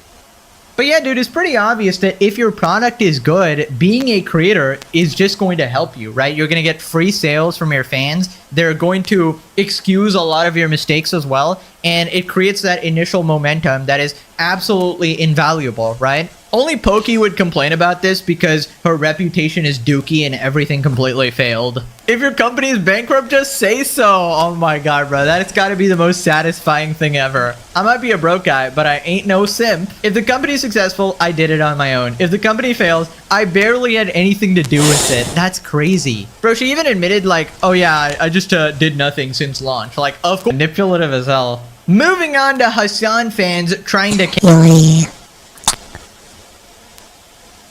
I noticed the stream got disconnected. Let's jump back. Isn't the type that gets you to hate your best friend by explaining it like she's actually helping you? Oh yeah, manipulative as hell. Moving on to Hassan fans trying to cancel me. Apparently they're mad I'm insulting their god and savior. Now I sort of saw this last time, but I skipped past it because I mainly cover other people, right? I rarely talk about myself because I don't really think I'm that important, to be honest. I'm a side character here covering all the main clowns. But occasionally, you need to step into the ring, right? When Broke, you mean? like Mizgif are coming after you and lying about you, going, demon time! Then you obviously gotta shut them up, right? So let's check this out. Right, so it all started here with this tweet by Yeet, right? Pegasus predicts Hassan will go down as one of the greatest liars of all time. I want to clarify here, by greatest, I don't mean the best. I mean, like, just a big fat liar, right? Just like a guy who lies a lot. Not that he's good at lying, because we can see he's fucking lying, right? Anyways, a bunch of Hassan Glazers got really mad at this, right? So we got a couple videos from fellow slop tubers, Rev, Insensitive. So yeah, let's check it out. Pegasus is making a video documenting the never-ending lies of Hassan Piker, and a recent clip was posted by Yeet on Twitter, and people are responding to this and they're very upset with Pegasus. But let's listen to this clip that has people up in arms about our fellow slop tuber. I mean, the fact is, this has transcended everything, okay? People are making games out of it. Game of the year, actually. I mean, I think you got what you wanted, Hassan. You are going down in history, just not for the reason you'd like, you know? I feel like Hassan is probably going to be known as one of the greatest liars in all of humanity, right? Because right now, who is associated with lying, right? There's probably like Richard Nixon or, you know, Lance Armstrong, the Ponzi scheme guy or whatever. But now we got Hassan in there. We got to add him, put him to the top of the list, right? Because Hassan's like one of the only people who lies about verifiable information captured on camera repeatedly over and over. And who the fuck changes their story 10 plus times? Nobody does that. There needs to be like a Wikipedia entry of Hassan Piker and then lying is OP. That's his like professional quote, you know? Lying is OP, as I say all the time. So what he just said in that clip is completely fair and accurate. This guy would be flipping burgers if Hassan didn't exist. His whole business model depends solely on if Hassan goes live or not. Now, Pegasus has basically said that he doesn't need to do this anymore. He could basically retire at this point. And I believe him. Like, looking at these statistics and how his channel has been performing for years and all of the views he has acquired, not just from talking about Hassan, but many different people, he doesn't need to do this anymore. Okay, he's doing this for the love of the game at this point. To basically create generational wealth. Good for him. Very good for him. Oh my god, they are mad, bro. The absolute fucking cope from Hassan fans. Actually, he'd be working at McDonald's if not for Hassan. He'd be flipping burgers. Hassan made you, bro. Oh, brother, you are late to the game, man. They really show up on my 7th year on YouTube and go, well, you only talk about Hassan. Yeah, I mean, it's an art, okay? It's like a chapter, but it's not the entire book, right? It's like a one-piece arc. You focus on one character and you sort of build that story, you know? And right now, it happens to be Hassan. And yes, this is a long arc, okay? What can I say? It's a pretty long arc. And I'd love to move on. I'd love to take a goddamn vacation. But Hassan cannot stop being a colossal re-god, all right? He's consistently just shows up every day and manages to embarrass himself in new and different ways. And yeah, he's completely right. I obviously do it for the love of the game at this point. I don't think you can manufacture the legendary series, all right? All of this is organic and real. I wake up every day excited, like it's Christmas Day, right? Surely today Hassan is not going to be a colossal moron. And then yeah, he does it again, and we have a good time here. Right, so then he goes over a bunch of more butthurt people. I think those plushies in his room sums up this man-child's ability for critical thinking and is all you need to know about the credibility of this prediction. Very much in the spirit of Hassan Piker, where you have no actual criticism of anything being said. Instead, you make these personal attacks against someone's plushie collection. Yes, ladies and gentlemen, there are sentient human beings who are able to type out a sentence like this, who genuinely believe Hassan has never lied about anything. Nobody cares what this Asmon fluffer has to say. Oh boy, ladies and gentlemen, another round of Asmongold derangement syndrome. Hassan's biggest fan, LOL. MF makes daily videos. And people say this about me, like, despite the fact that I do not make daily videos on Hassan, but you know what? Yeah, it makes sense to make so many videos on Hassan. If you're someone who covers this sort of content, if you cover streamer drama or controversies, yeah, Hassan is going to be like the focal point of your content. If you're not making videos regularly about this guy, you're not doing your job correctly, because this guy is very influential, whether you want to admit it or not. Hello, he also has bow ties on his hair, just like mine. Wow. This liar than scamming your audience of $17,000? Or a bigger liar than teasing your audience for a year that you had all the evidence collected on your ex and justice will be served and all will make sense and it'll be over for you, Pink? LMAO?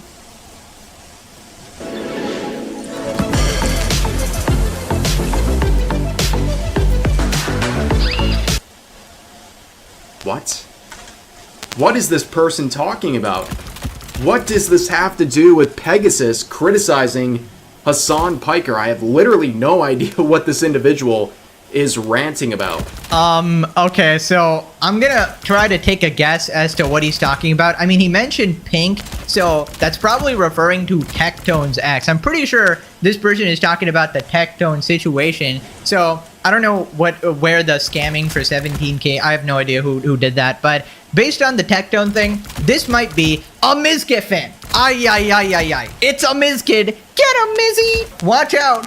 his fans are about to go demon time, because Mizkif is the only colossal Rhaegar who actually thinks that I was vigorously defending Tectone and Lakari and like all these people, and oh, we're all best friends for 10 years when I literally don't know them at all. His Sherlock Holmes level analysis was, well, you made fun of Hassan, this guy made fun of Hassan, you might as well be brothers, right? When in my entire coverage, I was just being objective and fair, and I basically just said, oh yeah, you can't trust Mizkif without evidence, right? Because he has his own allegations, very similar, right? So obviously, you have to wait for more evidence, which is exactly what I did, right? I mean, this is just a classic. I already went over this in another video. Fucking Mizkif fans, bro. Also, I don't really get the point as well. You can criticize more than one person on the internet. I just don't understand. Right, so then somebody just says that I meat ride the popular side. And this is like a very common criticism of commentary channels. Oh, you just say what everybody wants you to say. You just meat ride the popular side, and I'll explain why this is a bunch of baloney. But here's a quote saying this guy needs to go down as one of the least principled commentary channels of all time. Bro, Pegasus effing sucks. D, and just meat rides the popular side. He did this with Mr. Beast, and is why Mr. Beast coverage of his is horrible. Interesting stuff, very interesting point from this individual. But talking about meat riding the popular side, are you talking about Jellywig? Because that's what it sounds like to meat ride the popular side. I don't think the things Pegasus has said over the years really represents the popular side. I think going after people like Hassan is a daring one, because you're kind of ostracizing yourself in many ways, but... Of course, so apparently I just meat ride the popular side, right? So first off, what exactly do you want me to do here? Do you want me to say that... Let me get some water first, Nonon.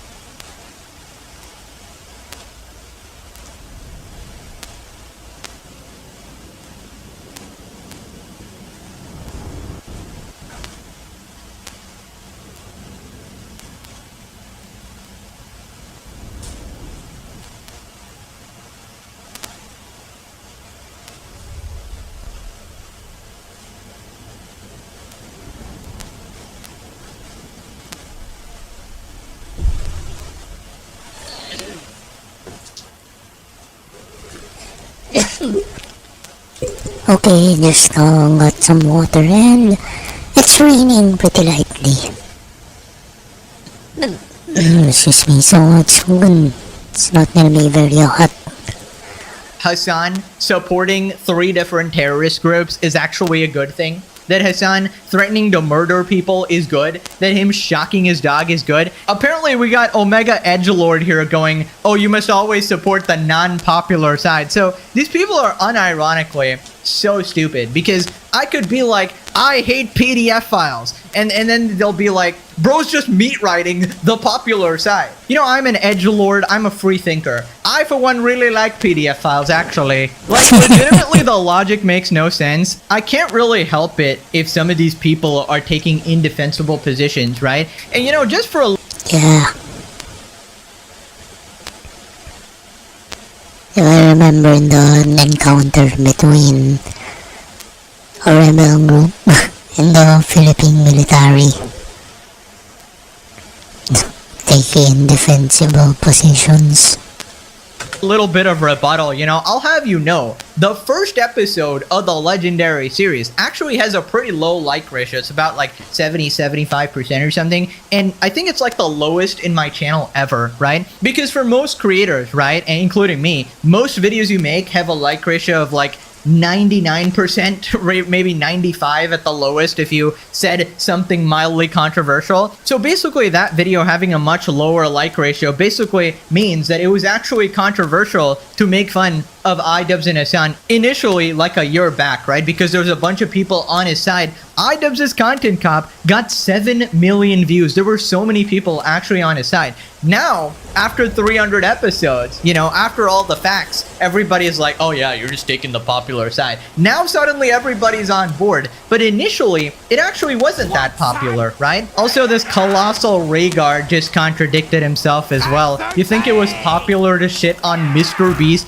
the most popular guy, literally the biggest YouTuber? His fan base is quite literally 1,000,000 times bigger. He's a billionaire. He could make you disappear, God fucking knows. Now, I'm not gonna act like I'm reinventing the wheel or doing something so brave, going out on the war fields or whatever, taking a bullet to the shoulder or whatever the hell. But I will say you need to have a little bit of boldness or a little bit of, you know, willingness to take heat from a bunch of like psychotic fan bases like Hasan or whatever to actually speak out on these topics, right? Because we know the second you try to talk about these people, their fan base goes psycho insane style on you, right? We've had those people, like this one girl made a TikTok about him. She instantly gets a bunch of like death threats and shit like that. Hasan Piker fans are actually rabid animals. My DMs are full of people threatening to assault me, dox me, calling me Amber Heard as an insult, saying that I am using propaganda and I'm being paid by YouTubers that I also hate. Yeah, it's crazy that I called out Hasan for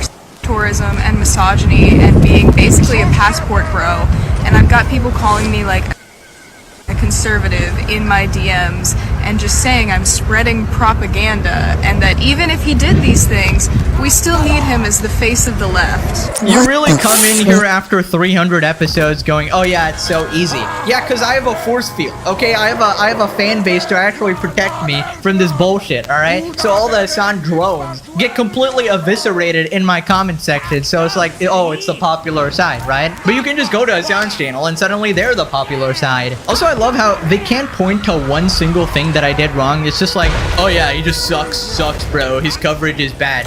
Zero arguments. This is literally a Hasan Piker fan right here, right? There's nothing to even respond to of substance because they didn't even make an argument. They're like, oh, you're bad. He responded, a series so good, even a Rev crossover episode has been issued. This is going to be absolutely diabolical. True. Lying is OP. Might be the truest thing he's ever said. True, true. Let's up those numbers. Let us all thank Jellywig for his contribution to the series. Now WestJet needs to react to this video declaring Rev finished all over Pegasus. Okay, bro. Okay, now you're lost in the sauce. I love how everyone in the comments knows all of Peg's catchphrases. I don't think our boys have anything to worry about. Yeah, I mean, these people don't really have much motion, to be honest. Even Hasan himself, he can't really do much about me. He's tried to imply I'm some like PDF file supporter. It's not really worked. Is this truly the end of the Legendary series? That's mostly up to Hasan. He needs to grow a brain cell. Twitter freaks think their online rage can damage the Legendary series. Yeah, I mean, you'd probably have to get more than like 1 like or something. And even if you happen to get a viral post, it's not very impactful outside of Twitter, I'd say. Right, let's move on to Sensitive's coverage. Apparently even more people are mad. 8 videos of Pegasus' last 9 videos are about Hasan. The last time I saw something like this was Leafy's Here's videos on Pokemon. I've seen a lot of people being mad at people milking topics, or why does Pegasus have 30 billion Hassan videos, or why does Sense have 40 trillion iDubbbz and Anissa videos? It's just basic supply and demand. That's what the people want to see, that's what they like, and that's what the creator likes, so it's like a win-win for everyone. And I think that's the same for Pegasus. Every single day that Hassan goes live, he says something new, he says something stupid, and it's an ongoing story. It's not like he's, talking about something that Hassan said 10 years ago. Unfortunately, there's a lot of people who are jealous. A lot of people are like, man, these SlopTubers don't deserve the money. I spent 3 years making my video and it only got 10K. Meanwhile, these SlopTubers, it takes a few hours and they get 40,000 views in an hour. It's not fair. My response to all of that is skill issue. Get better. Oh yeah, absolutely. Oh my god, I can't tell you guys how many people I've encountered like this who are so jealous. It's unreal. And it's usually like the high effort people, the sort of video essayists or the once a month posters. Oh, I post only quality. I'm not saying ouch because, not because I'm one of them, but, I appreciate their effort.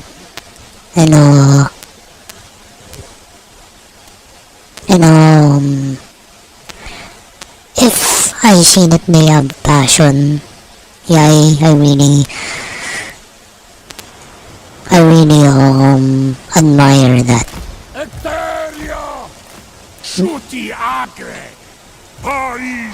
I mean, because look at me, I'm not good at making videos,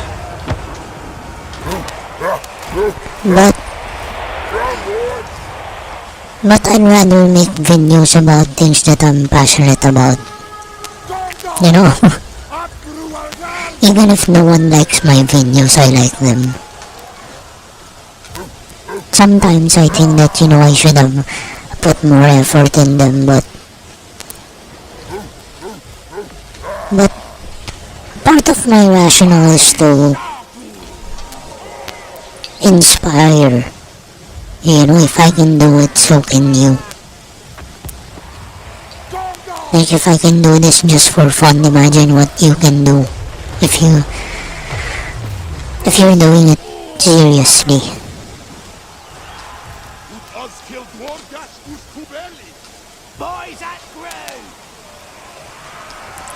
I mean, if I can play songs on homemade guitars,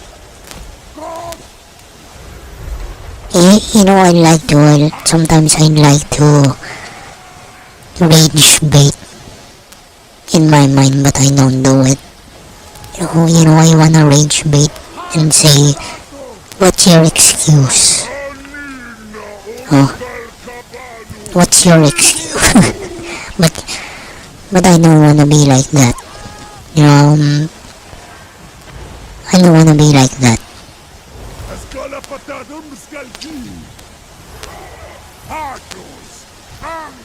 Because I myself like to make excuses. Well, when I don't really need or want to do something, people are just dragging me along.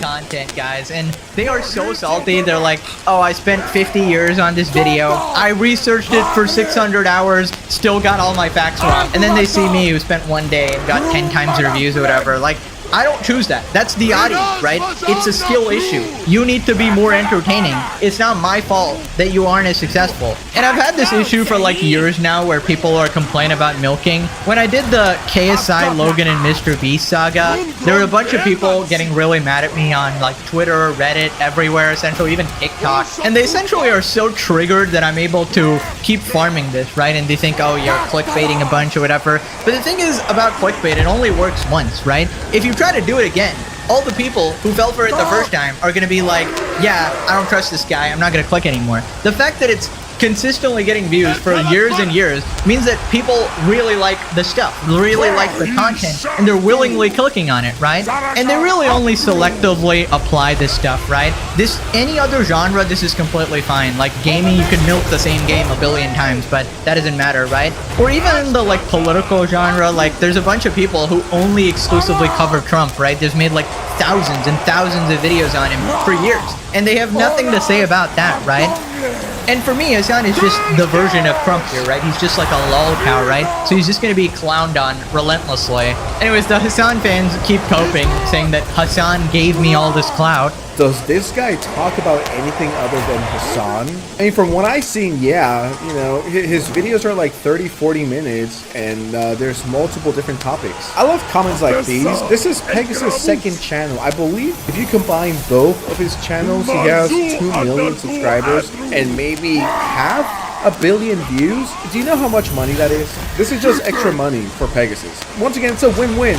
He has fun, people enjoy it, people are entertained by it, and he makes extra money. The Hassan fan cope is going crazy right now. Pegasus made his career about crime, about people. Literally just what Hassan does, but okay. Hassan gave him most of his clouds. No, but sure, buddy. Not that he said anything of real substance. He will be remembered as a hater while Hassan goes to like CNN respectfully. Is this person like 2 years old? Who gave the kid Twitter? It's like, shut your goofy ass up. I'm going to make a pretty bold prediction. Alright, here we go. I think Hassan, when everything's said and done, I think the biggest highlight from his career, what everyone will know him for, is shocking his dog. And how do I know this? Because my friends, and shocking, I know, Sense has friends. I know a situation is bad when friends of mine who are not online tell me about, yo, did you see this streamer shock his dog live on stream? Oh, this is wonderful news. I mean, I've been hearing this a lot as well. You guys have been messaging me as well, that everybody sort of knows of Hassan as the dude who shocked his dog, right? If you're not like into the drama sphere or anything, you just encounter a random person and they're basically like, oh, is it the streamer who shocked his dog, right? Absolutely wonderful. But yeah, I do appreciate the glazing from the fellow slop tubers, the Avengers squad here. Gotta stick together when the Diddy Piker minions are after you. He's literally a propagandist. He proudly proclaimed himself as a propagandist. That alone by definition means he's a liar. Exactly, exactly, he admits it. The only people upset at Pegasus for the legendary series is Hassan Orbiters, and Hassan Glazers. Yep, pretty much. Slop Vendors assemble. Never forget Hassan has said his favorite YouTuber is More Pegasus. True! Roll it! More Pegasus made a dozen videos about you in the past few days. I love that guy. That guy is my favorite YouTuber, honestly. The thing is, More Pegasus makes all these Hassan videos and they're all different stuff happening. Hassan's always doing something stupid along with his Orbiters and Froggen! I know you guys didn't expect a Froggen flashbang in this video, but hey, you always gotta be prepared, keep you on your toes. And yeah, all the videos are obviously new information. Nobody's gonna watch the same video 300 times.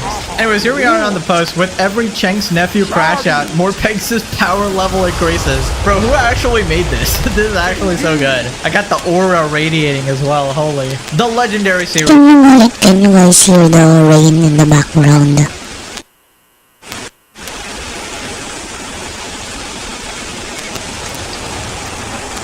It's the rain in the background. I love this massive fight. Yeah, I think this is how Warhammer should be.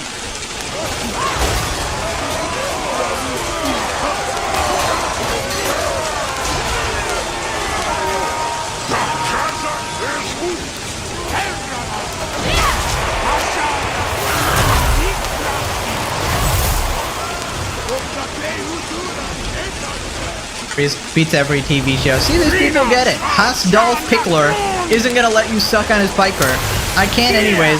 Pegasus has that shit down his throat on the daily. Alright, man. Talking about Hassan every day, all day is boring. Couldn't be me. Christoph, it's not all day. You can see it's 30 minutes. You wouldn't know true entertainment if it hit you in the head. Now click this video to reach episode 1000 and trigger the hell out of these clowns. But yeah, keep coping. The series continues. Okay, thanks for watching, and thank you guys for defending me as always. And yeah, I'll see you in the next one. Bye-bye.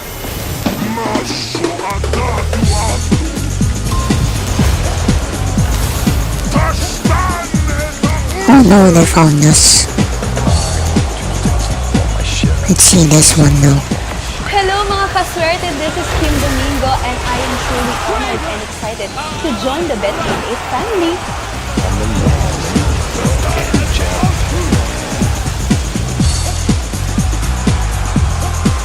I can't wait to give you the latest offerings of Bet88, plus bigger bonuses.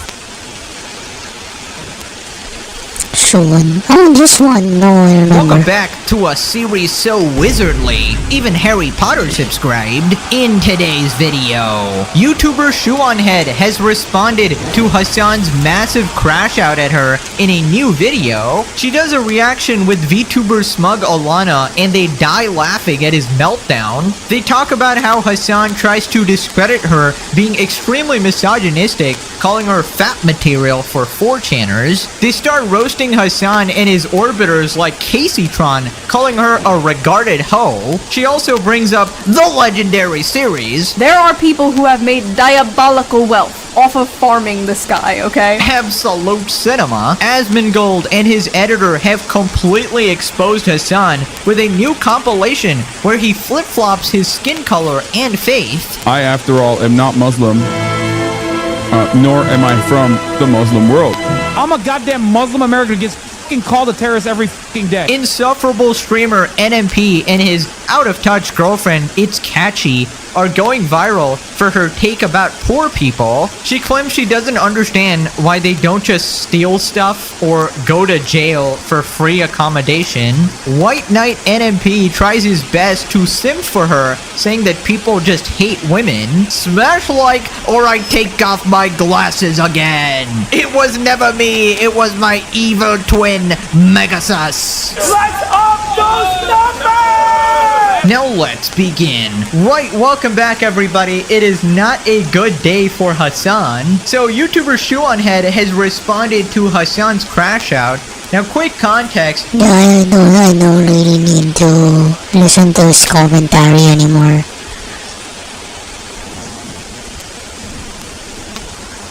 Because I understand.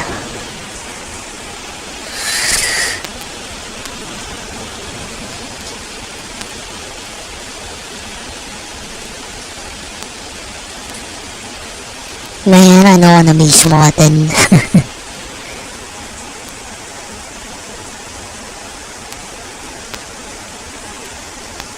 You're gonna be wasting the time of police officers. And you know, who could be responding to something real. It's like those false reports of fires.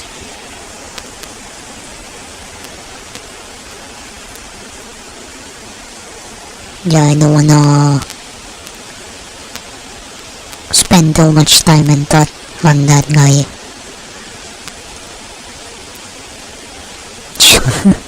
Yeah, I know this one. I've heard about it, but I don't know much yet.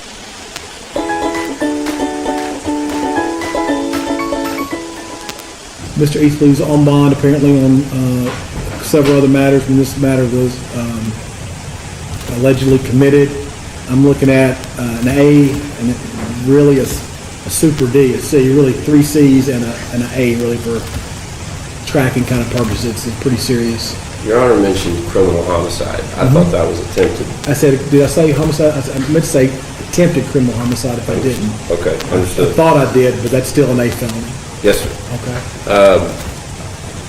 So we're gonna have a bail I'm hearing. gonna set just a bond right now till we have our bail hearing, and then I'll let you make all the arguments. We can go through all the factors in the statute and see if that gets amended up or down, okay? Yes, sir. I'm going to set initial bond at $1.25 million. Based upon the fact of how many people in the courtyard were here at the courthouse and the seriousness of all these felonies and his bond status.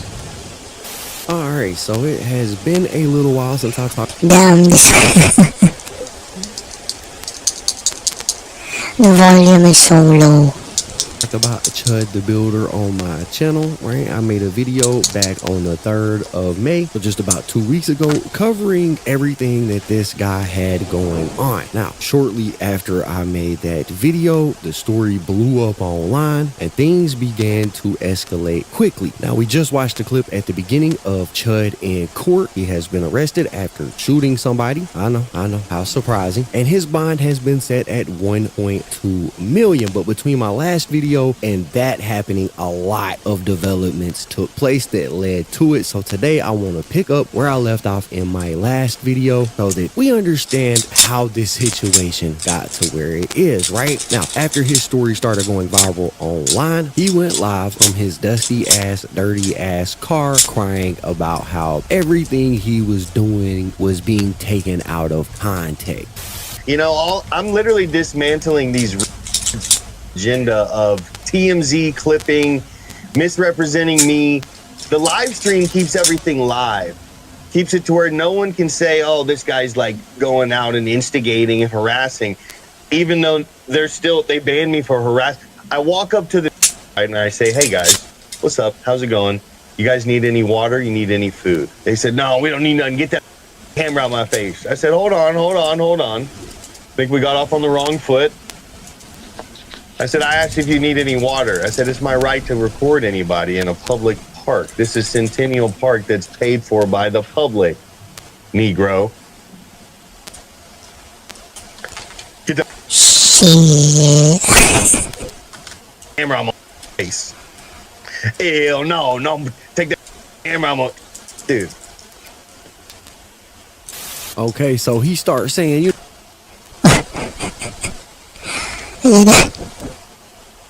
Are you sure he's not from the 1800s? No, people are clipping him out of context. TMZ is taking what he's doing out of context, and he is essentially playing the victim here, right? Bro.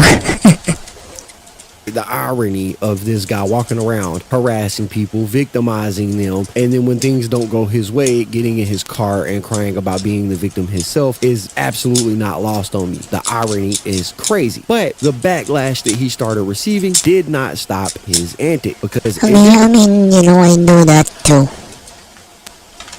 But when I do it, it's when I want people to leave me alone.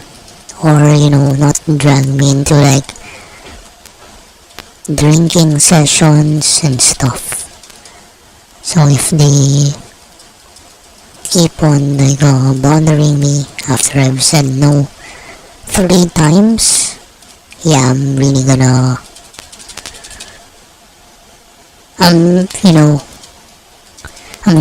complain about it.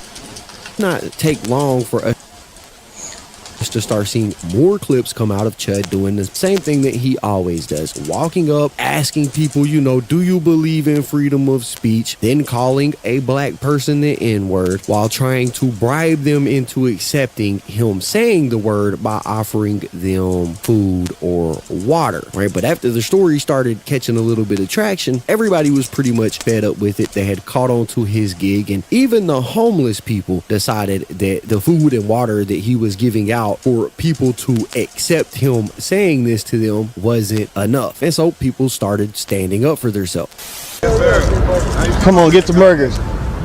But we got to make sure you believe in free speech first. Yes or no? So white people can say, you got to, come on, if you believe in free speech, it's free speech. You don't believe in it? Come on, here. You got to tell me, yes or no? Yes or no? You believe in free speech? No, you know what kind of people push for absolute freedom of speech.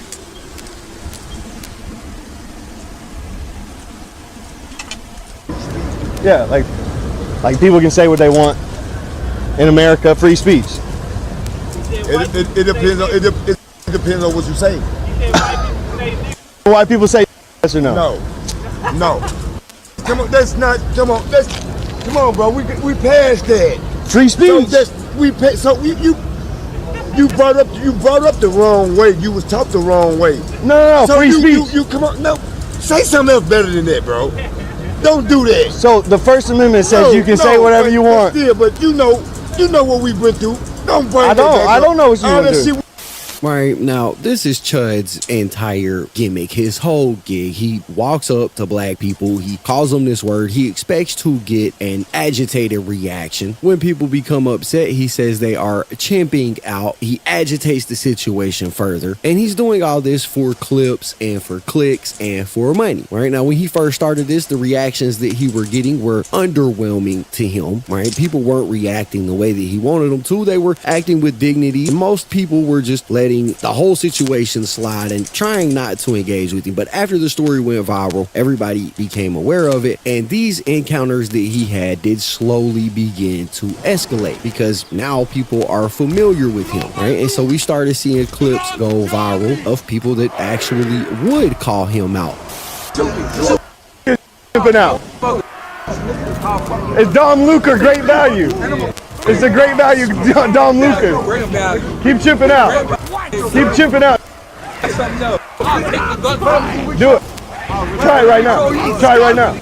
Right, now in that clip, you can hear the guy say, "I will take the gun from you," and that's part of the reason why Chud felt emboldened enough to actually go out here and do this, because he was armed with his firearm. He is normally armed with bear mace, and y'all know how these punk ass type of dudes are. Anytime they got a weapon on them, they suddenly become Superman in their own mind, right? That's what made him feel empowered enough to go out here and do this. Right, now in my last video, I did point out that his freedom of speech is not going to protect him if he walks up, antagonizes somebody, they react in a bad way, and then he uses this weapon. I had a whole section breaking down the legality of what it is that he was doing, and obviously people seen the flaw in the logic that Chud was executing when he was doing these things for the live stream. In fact, it got so bad that even other racists started to call Chud out for what he was doing. Chud posted this up that said, "Keep encouraging your fellow blacks to assault me. When you see a chimp with their brains blown out on the timeline, just know y'all did this to your own people," right? And so,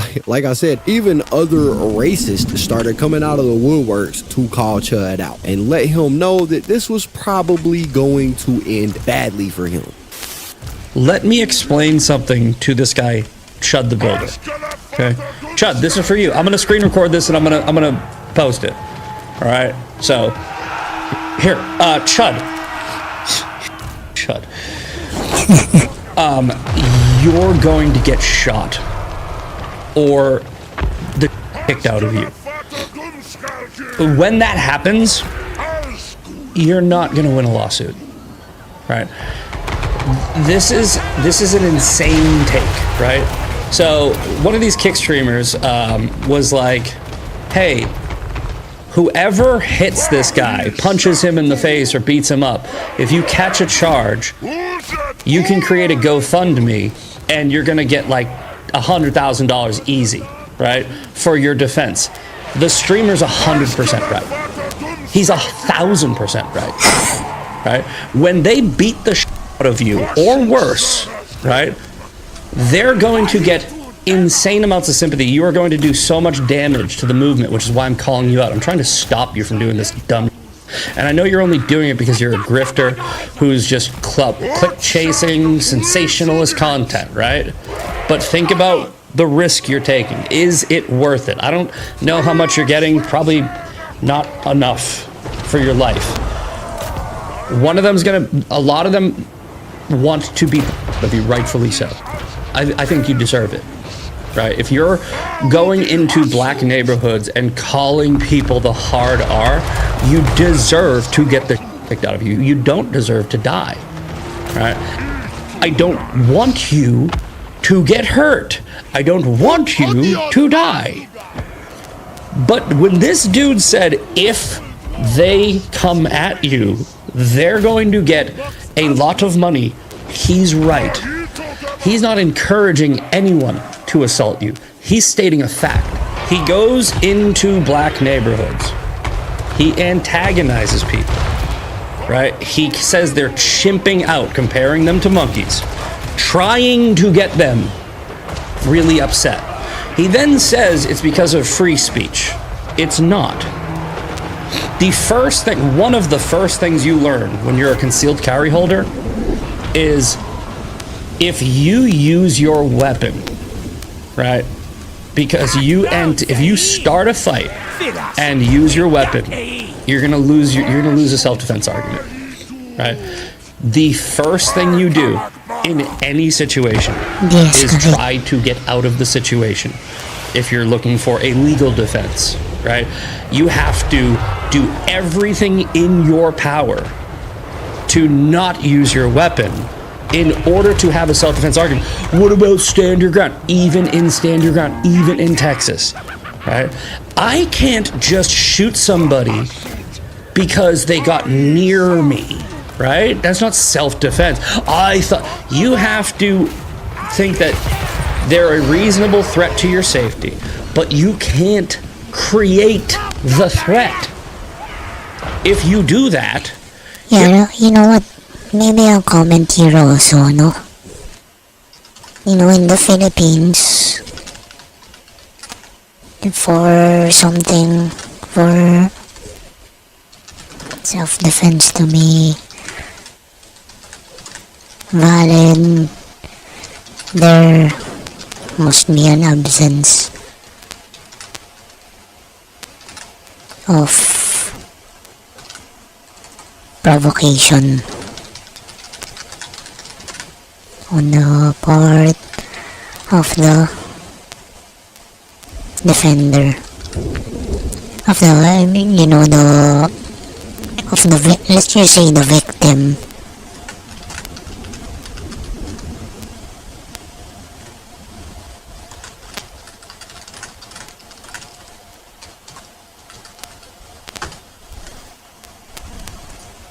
And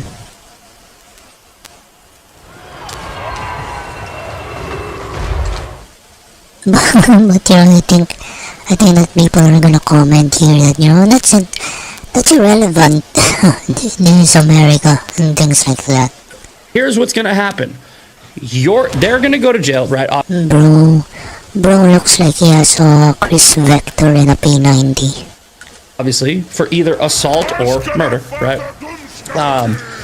But let's say you live, and let's say you want to sue them for assault. Let's say you want to go after them for beating you up.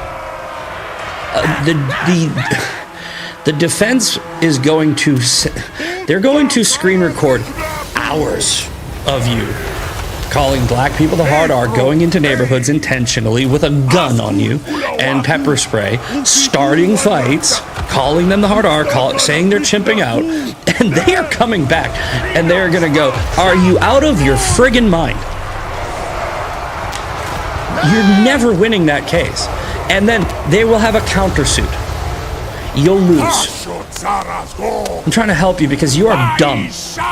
Okay, now I know that was quite a lengthy clip, but I wanted to play that for y'all so it puts into perspective what Chud was doing was so bad that the other racists decided, we gonna kick this guy out the group. He is hurting the, and I'm gonna quote here, quote unquote, the movement. I don't know what movement this guy is talking about, but clearly they are all part of the same clique, and you know that you are moving in an excessively bad way when the other Klans members kick you out. Alright, now up until this point, nobody had really done anything to Chud. He never got the reaction that he really wanted out of people when he was harassing them. Most people showed restraint and left the situation alone. They called the cops on Chud, right? They acted like decent people. But it was inevitable after this story blew up that eventually Chud was going to run into somebody that just wasn't going for none of the bullshit. And like I said, of course that eventually did happen.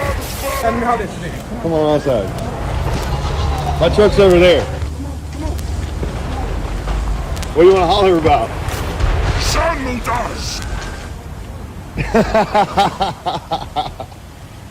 Look at him chimping out. You know, maybe he also thinks that he's gonna win any lawsuit. Come on, crack me. Do something, man. Come on, do something.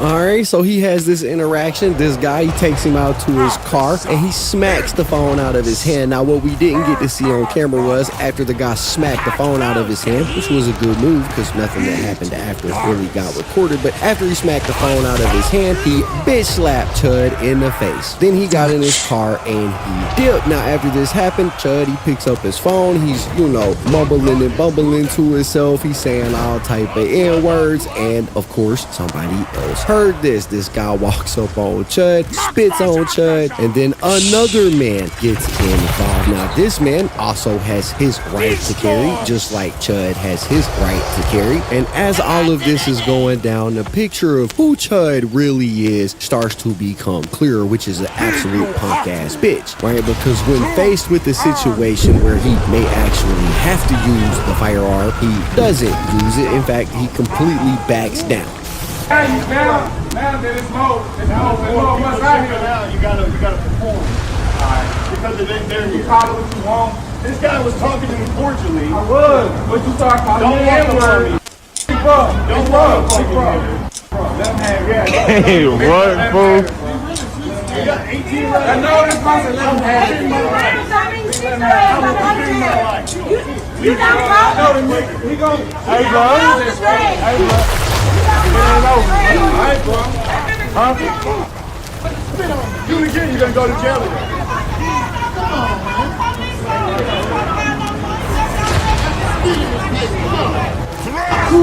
Wait, you spit on him? Oh my mama, you just spit on him.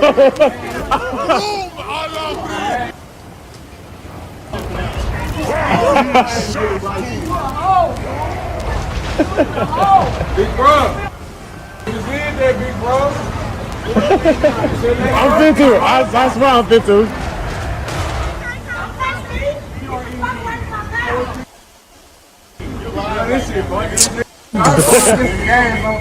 Hey, he's slick foul. You know what's crazy about? Oh my mama, he do it for content game. He came. I know, but it's cool. So guess what? I said he can't treat nobody like this. Look, oh my God, look. He ain't treating nobody like one. He came in the store. He was cool as No. He was cool as and he came out the bathroom and I looked. I said, bro, I know you done that. He said you want to picture. I said, oh no, I'm not taking that picture. I know you do. Because he wasn't even like that until you and I were. They call the police on him. But what he do is he get him amped up and they call the police, bro. Hey, you recording this? Alright, so you weren't there when he slapped him? Nah, I pulled him to get some gas and I see you park right there. Oh, shit. Did that, bro. Yeah, I know. Yeah, that was smart. I'm not taking.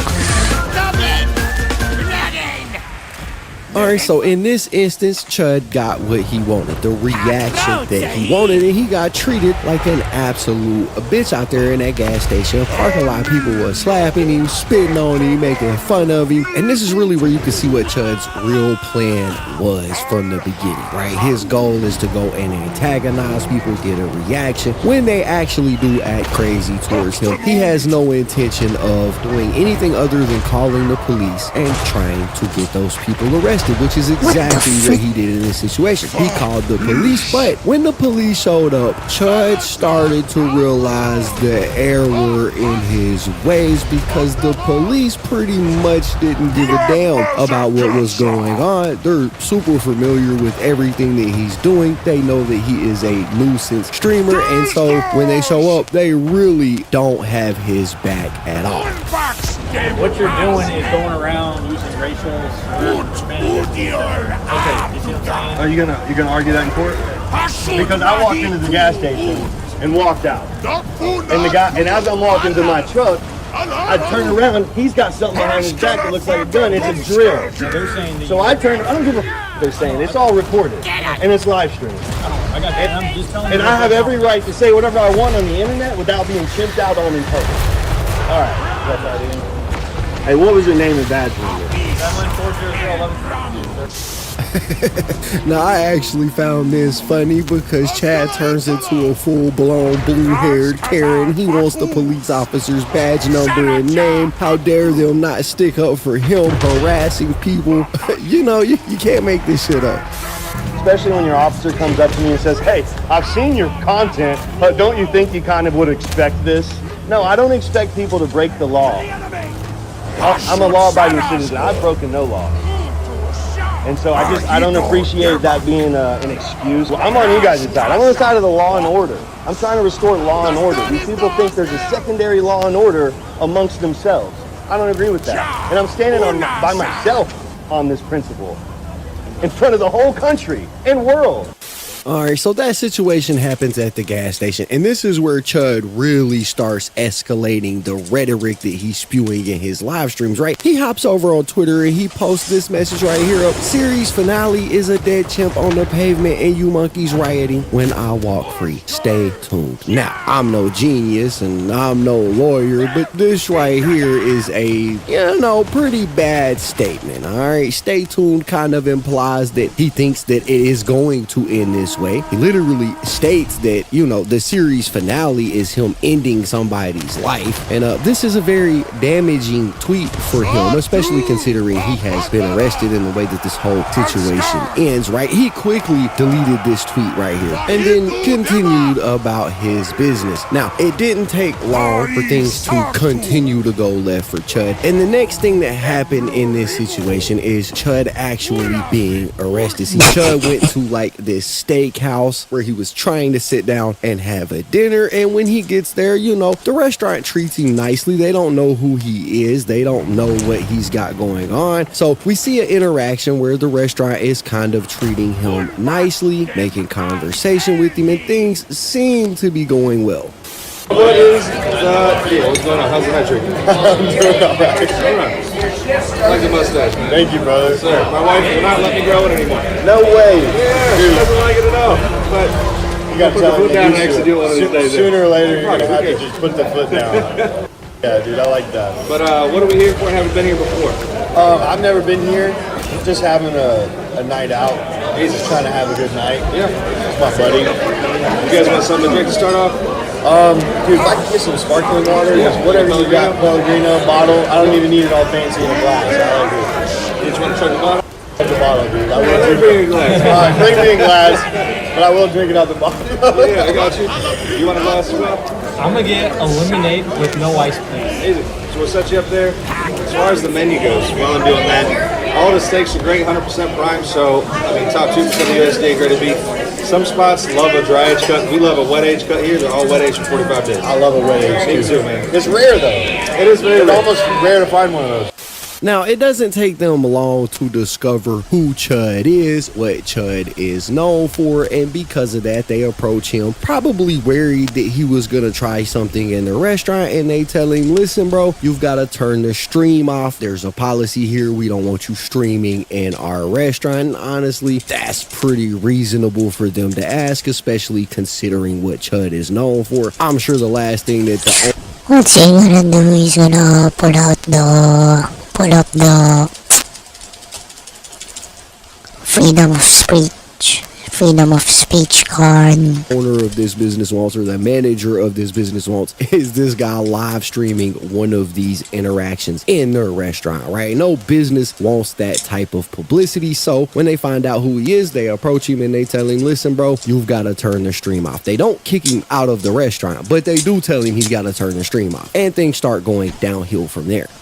I just confirmed with my security department, and the police department as well is here, and you can't have any. Are they swatting us right now? No, they're just making sure that there's no live streaming, there's no drama in the restaurant. Yeah, no drama at all. But like I said, you cannot live stream anything whatsoever, whether it's silent, whether it's film, it's got to be off. Okay, well I can't just cut it off right now. You can't. I mean, it's like, it's off. I can't cut off the stream. I have to go home, get on the server. Nothing's broad. So you can either turn it off or I'm going to ask you to leave. Okay. Well, it is off. I don't know what you want me to do more. I can't leave to go turn it off. Okay. That's why I said the server is at home. Right, but you're not live streaming. You're not video and you're not voice recording. You're not streaming live.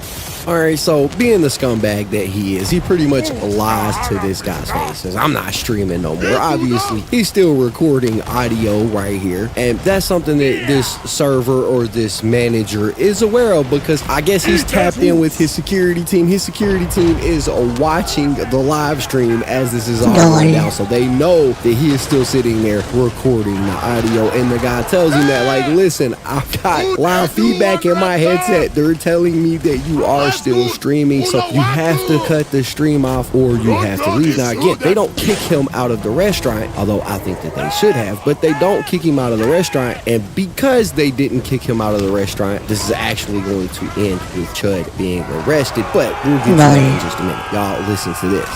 Because I have feedback that tells me you are streaming live. Okay, so like I said before, we were streaming for my safety when we leave here, and so I stream before I come and before I leave. My restaurant, and you can't stream. Okay, that's fine. We can turn the stream on. But like I said, the server is going to be up. If you go on the website and you look it up, the server will still be up. It'll still say the stream's live, but it's not going to be recording here. Like that's the only middle ground I can bring you to. Because if I turn the stream off, I would have to go home to the server, click turn the stream off. Like I said, the server is going to be up. If you go on the website and you look it up, the server will still be up. It'll still say the stream's live, but it's not going to be recording here. Like that's the only middle ground I can bring you to. Because if I turn the stream off, I would have to go home to the server, click turn the stream off. As far as this thing broadcasting, I can stop that, but I can't stop you from going to the website and seeing that my stream is still active. Active is one thing, but if there's content on there, then I can't have any content. Okay. Does that make sense? Gotcha. Otherwise, I will, honestly, I will have to bring security in that space. That's fair, yeah, and you wouldn't have to bring security. If you want us to go, you just gotta say it. We'll be out of here.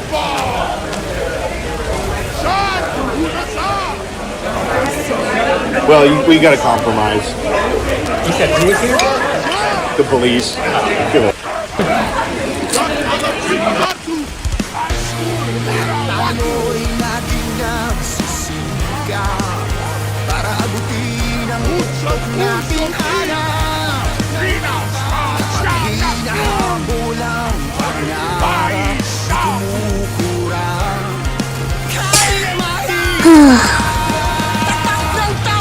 Anyway, later I'm gonna be waiting for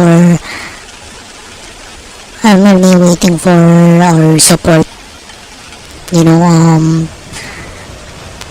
really hoping that they finish reviewing the thing I sent last Friday, so that I can go ahead with my application, with my training. I've actually done with the training, but I need them to finish reviewing it so that I can take the exam, the final exam.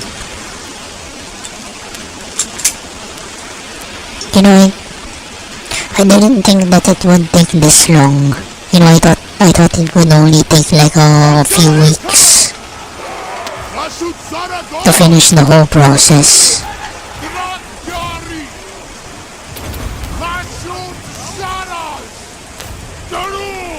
That's why I'm pretty scared, I really wanted to push through.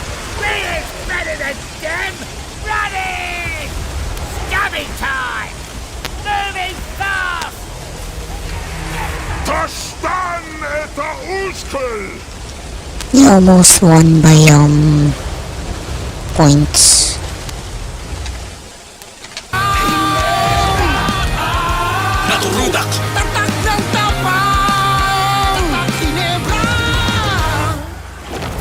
The RCBC Air Miles Visa Signature. Focus only on what counts.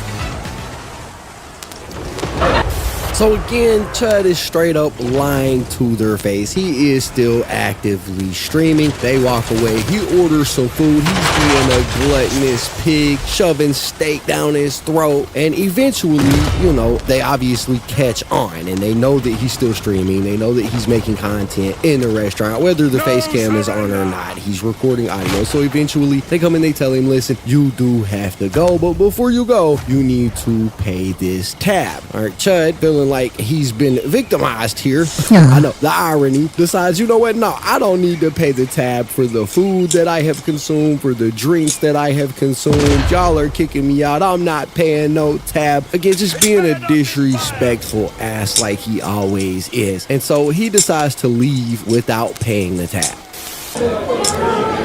Almost typed calm as a cucumber again. Hey guys, how are we doing? We're doing great. Oh, this is Charlie. Huh? Where are you leaving? No. Oh, okay. I know the manager's already spoken to you. Yeah, a couple of times. We've spoken. Yeah, well, I mean, but I guess you're still streaming. The camera's off. You can see this is the screen. Yeah, but you made a comment about you can't turn off the server until you're at home and all that. So you're gonna have to go ahead and do that. Like we can't continue to offend everybody else. Who are we offending? I'm sorry? Who are we offending? The people that are watching your stuff, apparently. Some people are. So because they're offended by my stream, we can't eat here? You're streaming while you're here? Yeah. Does that make sense? No. That does make sense? Not we're not going to have Hold on, why are you adrenaline? Your hand's shaking and stuff. No, my hand's fine. I'm good. There's no reason for anyone to be upset. You seem kind of upset. No, you are streaming now? Yeah. We can leave. Okay, it's time to go. Hey, Pajit, calm down. Why don't you go the street? Why don't you go poop in the street? Hey, man, don't get aggressive with me. We'll get up and leave. Thanks for the free food. Hey, Bob's Steakhouse. They'll take care of it. Oh, no, we're not paying. You're not paying? I go get the food. Y'all are kicking me out, or are we staying? No, you're paying when you leave. Oh, you think? For what you got, yeah. Buddy, I didn't get to enjoy my meal. You're kicking me out. I'm not paying for it. Just go ahead. Yeah. Bob's Steakhouse. Check your Google reviews, little midget guy.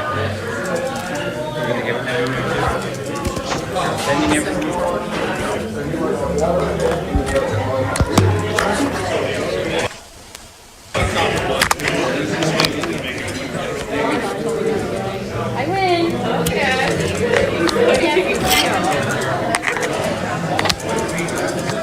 You're not welcome back, We okay? poop in the toilets already. You're not welcome back. Hey, Pajit, watch your mouth. This is America. You're in my country. You hear me? You are dumb, man. We're gonna call ICE on that. Go ahead.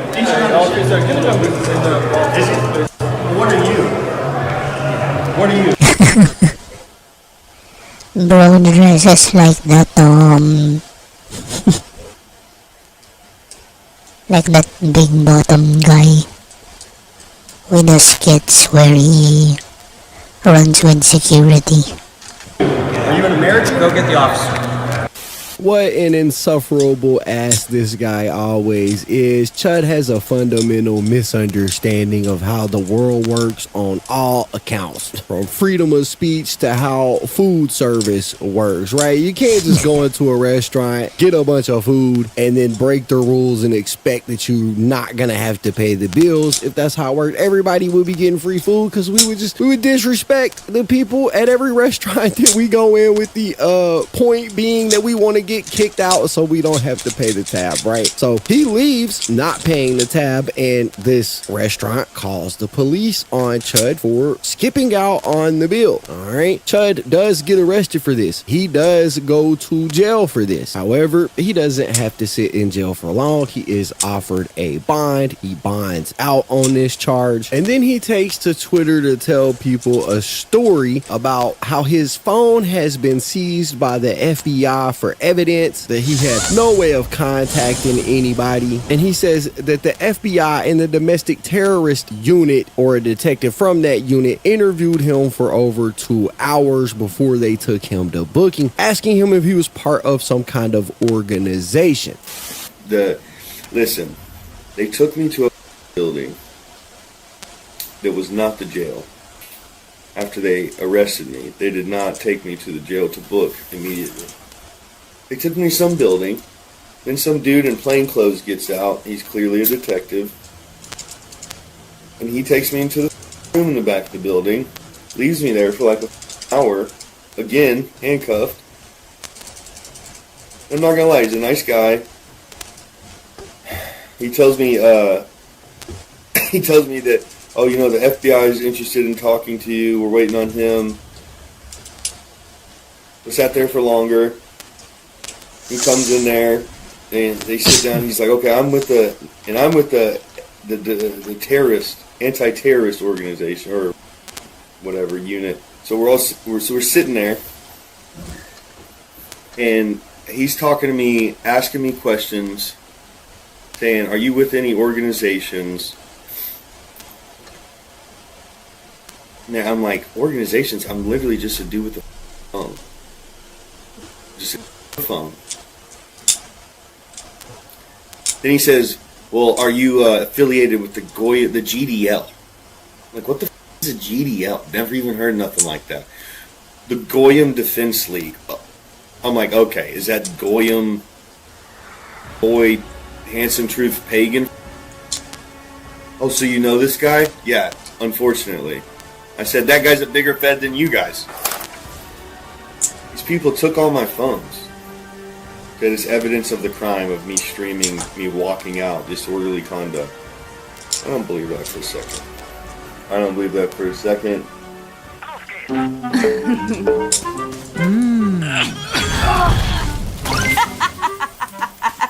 Bruh. So, I wake up the next day, I try to go to the Apple store, buy new phones, because I don't even want the old ones. Clone them, put a bomb in them. Put a pager bomb in them. I don't even want them back, so I go to buy new phones at the store. Bank card won't work. Go to the ATM, won't work. I'm calling customer service on the phone with them. Hey, can you unlock our card? Okay, it should be unlocked. I'm putting a code on it to force the transaction now. I go to the store, try to work. Doesn't work. Okay, now I'm no rocket scientist, but if you got the FBI and, you know, members of a detective squad that investigates terrorists asking you if you are part of some kind of cell or group or organization, you know, you've made some wrong moves in life, buddy. Okay, this should have been Chud's eye-opening moment, right? The moment where he realizes that, you know, maybe the government isn't willing to protect me if something goes wrong. But Chud, being who he is, he didn't take it that way. He looked at this as, I guess, just a routine interview, like this is normal. And so he continued his antics. And even Chud the Builder's biggest supporters started to turn on him, and eventually he gets outed as being somebody who enjoys taking the pipe. Alright, so I want to show y'all this clip right here of an interaction that he had with a woman on stream that he used to know. Okay, y'all watch this. I don't really remember you, but you do look familiar. No, I'm Dalton. I've always been Dalton, but I am a Chud. Right, but you're not my Dalton. You used to come to my house, I fed you. Yeah, you were cool. I don't remember you that much, but I do remember I know you. See, we got roots. Hey, you scared me a little bit when you came up like that. You helped me when you were following Liver King, but before you were following Liver King, you used to sell me weed. I fed you. It's been a long time.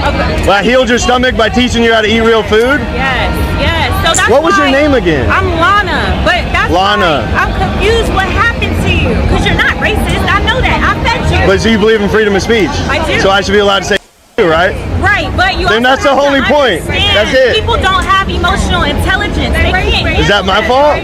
But listen, you gotta be careful because hold on, mi amigo. Alright, now this story is about to take a pretty wild turn, right? Because this video goes up. Chud posts this video as, you know, him freaking enabler. running into a black chick that he used to know and quote unquote raw dog back in the day. Except, you know, the thing is that this chick is apparently into some freaky stuff, and so she sees this, she is offended by it, and she decides to go online and tell her side of the story about how her and Chud know each other and how he used to take the pipe. Y'all watch. What's up, y'all? Lily Venus here. Pretty big, literally in my bio. I'm only bringing this up because Chud the Builder's cameraman put our conversation on Broadway on YouTube. Now millions of people know what I look like fresh off work, right? But in the caption it said that black woman who used to smoke mid and get raw dogged by Chud the Builder. Well, he's not lying. I already told y'all we used to smoke. He used to sell me weed. And we did raw dog. A lot. Me, him, and my ex-wife. I am a professional pegger. It is no secret that I perform prostate massages, if you will, for men. I've been doing it for a very long time. And you know what? I don't even care. Time now, most of my clientele is white. Well, I wonder how Chud's followers and supporters feel about that. How they feel about that. Men, we sign NDA agreements. I talk about me pegging all the time, but I never tell you names because discretion is key. Confidentiality is why my client list is so long. But Chud mentioned it first. I think that he said it the way he said it because the white supremacists were probably like, ew, you used to hang out with a black girl, shame on you. So you had to make it sound good. But see, here's the thing. I'm an egregore too. Lily Venus, hi. Hail the great mother. So I am all about enlightenment, controversy, occultism, witchcraft, and of course, love. So me talking about this is what my brand is about. Let's expose it, bro. So yes, pretty with a big. Hey yo, bro, I'm fucking dying over here. She whipped out the King Kong strap on, bro. Oh, this shit is crazy. I have not Dalton since like 2015. He was a little chubbier then. His cheeks used to clap in such like the cutest way. Man,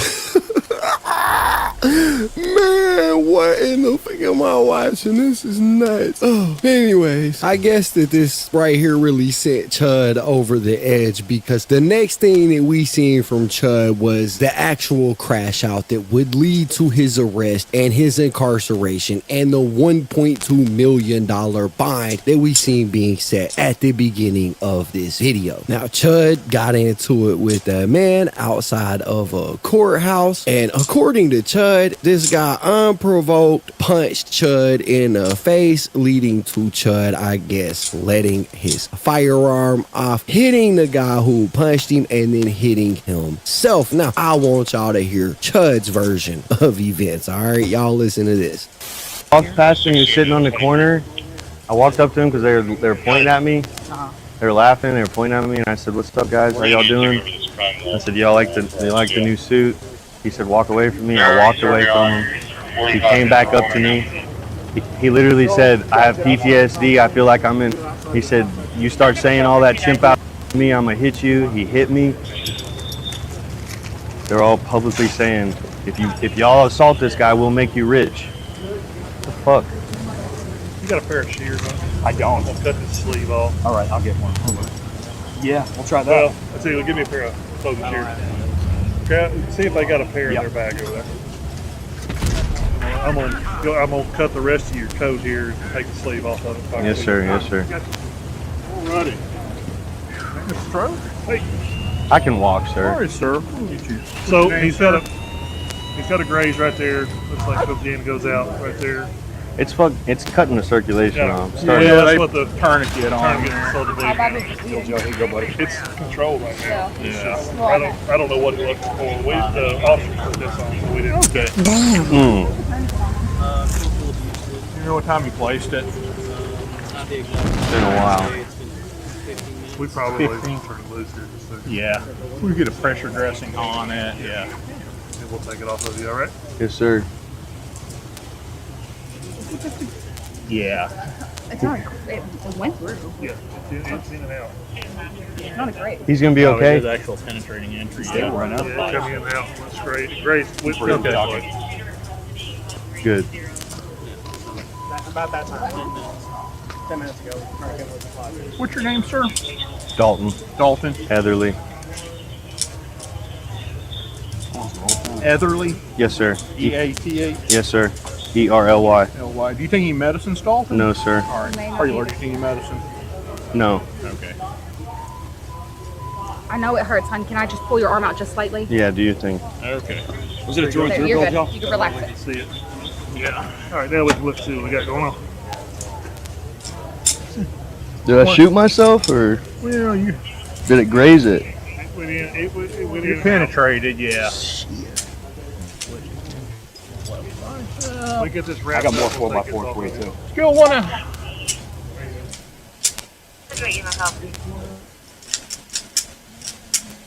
Ops, go ahead. Are you gonna be the one that's going to the Mila?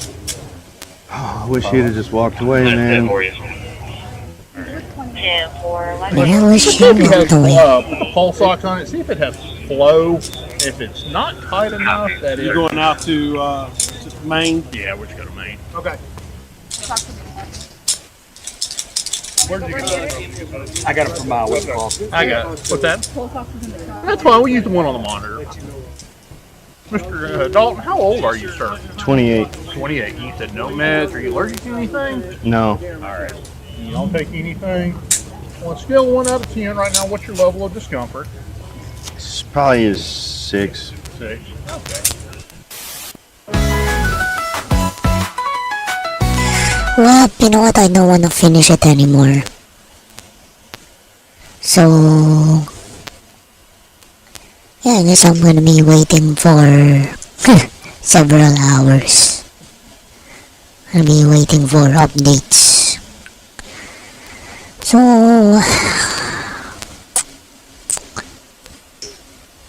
you know, we listen to a lot of things tonight. And I am very grateful that I got over, you know, being too politically idealistic. I got over it.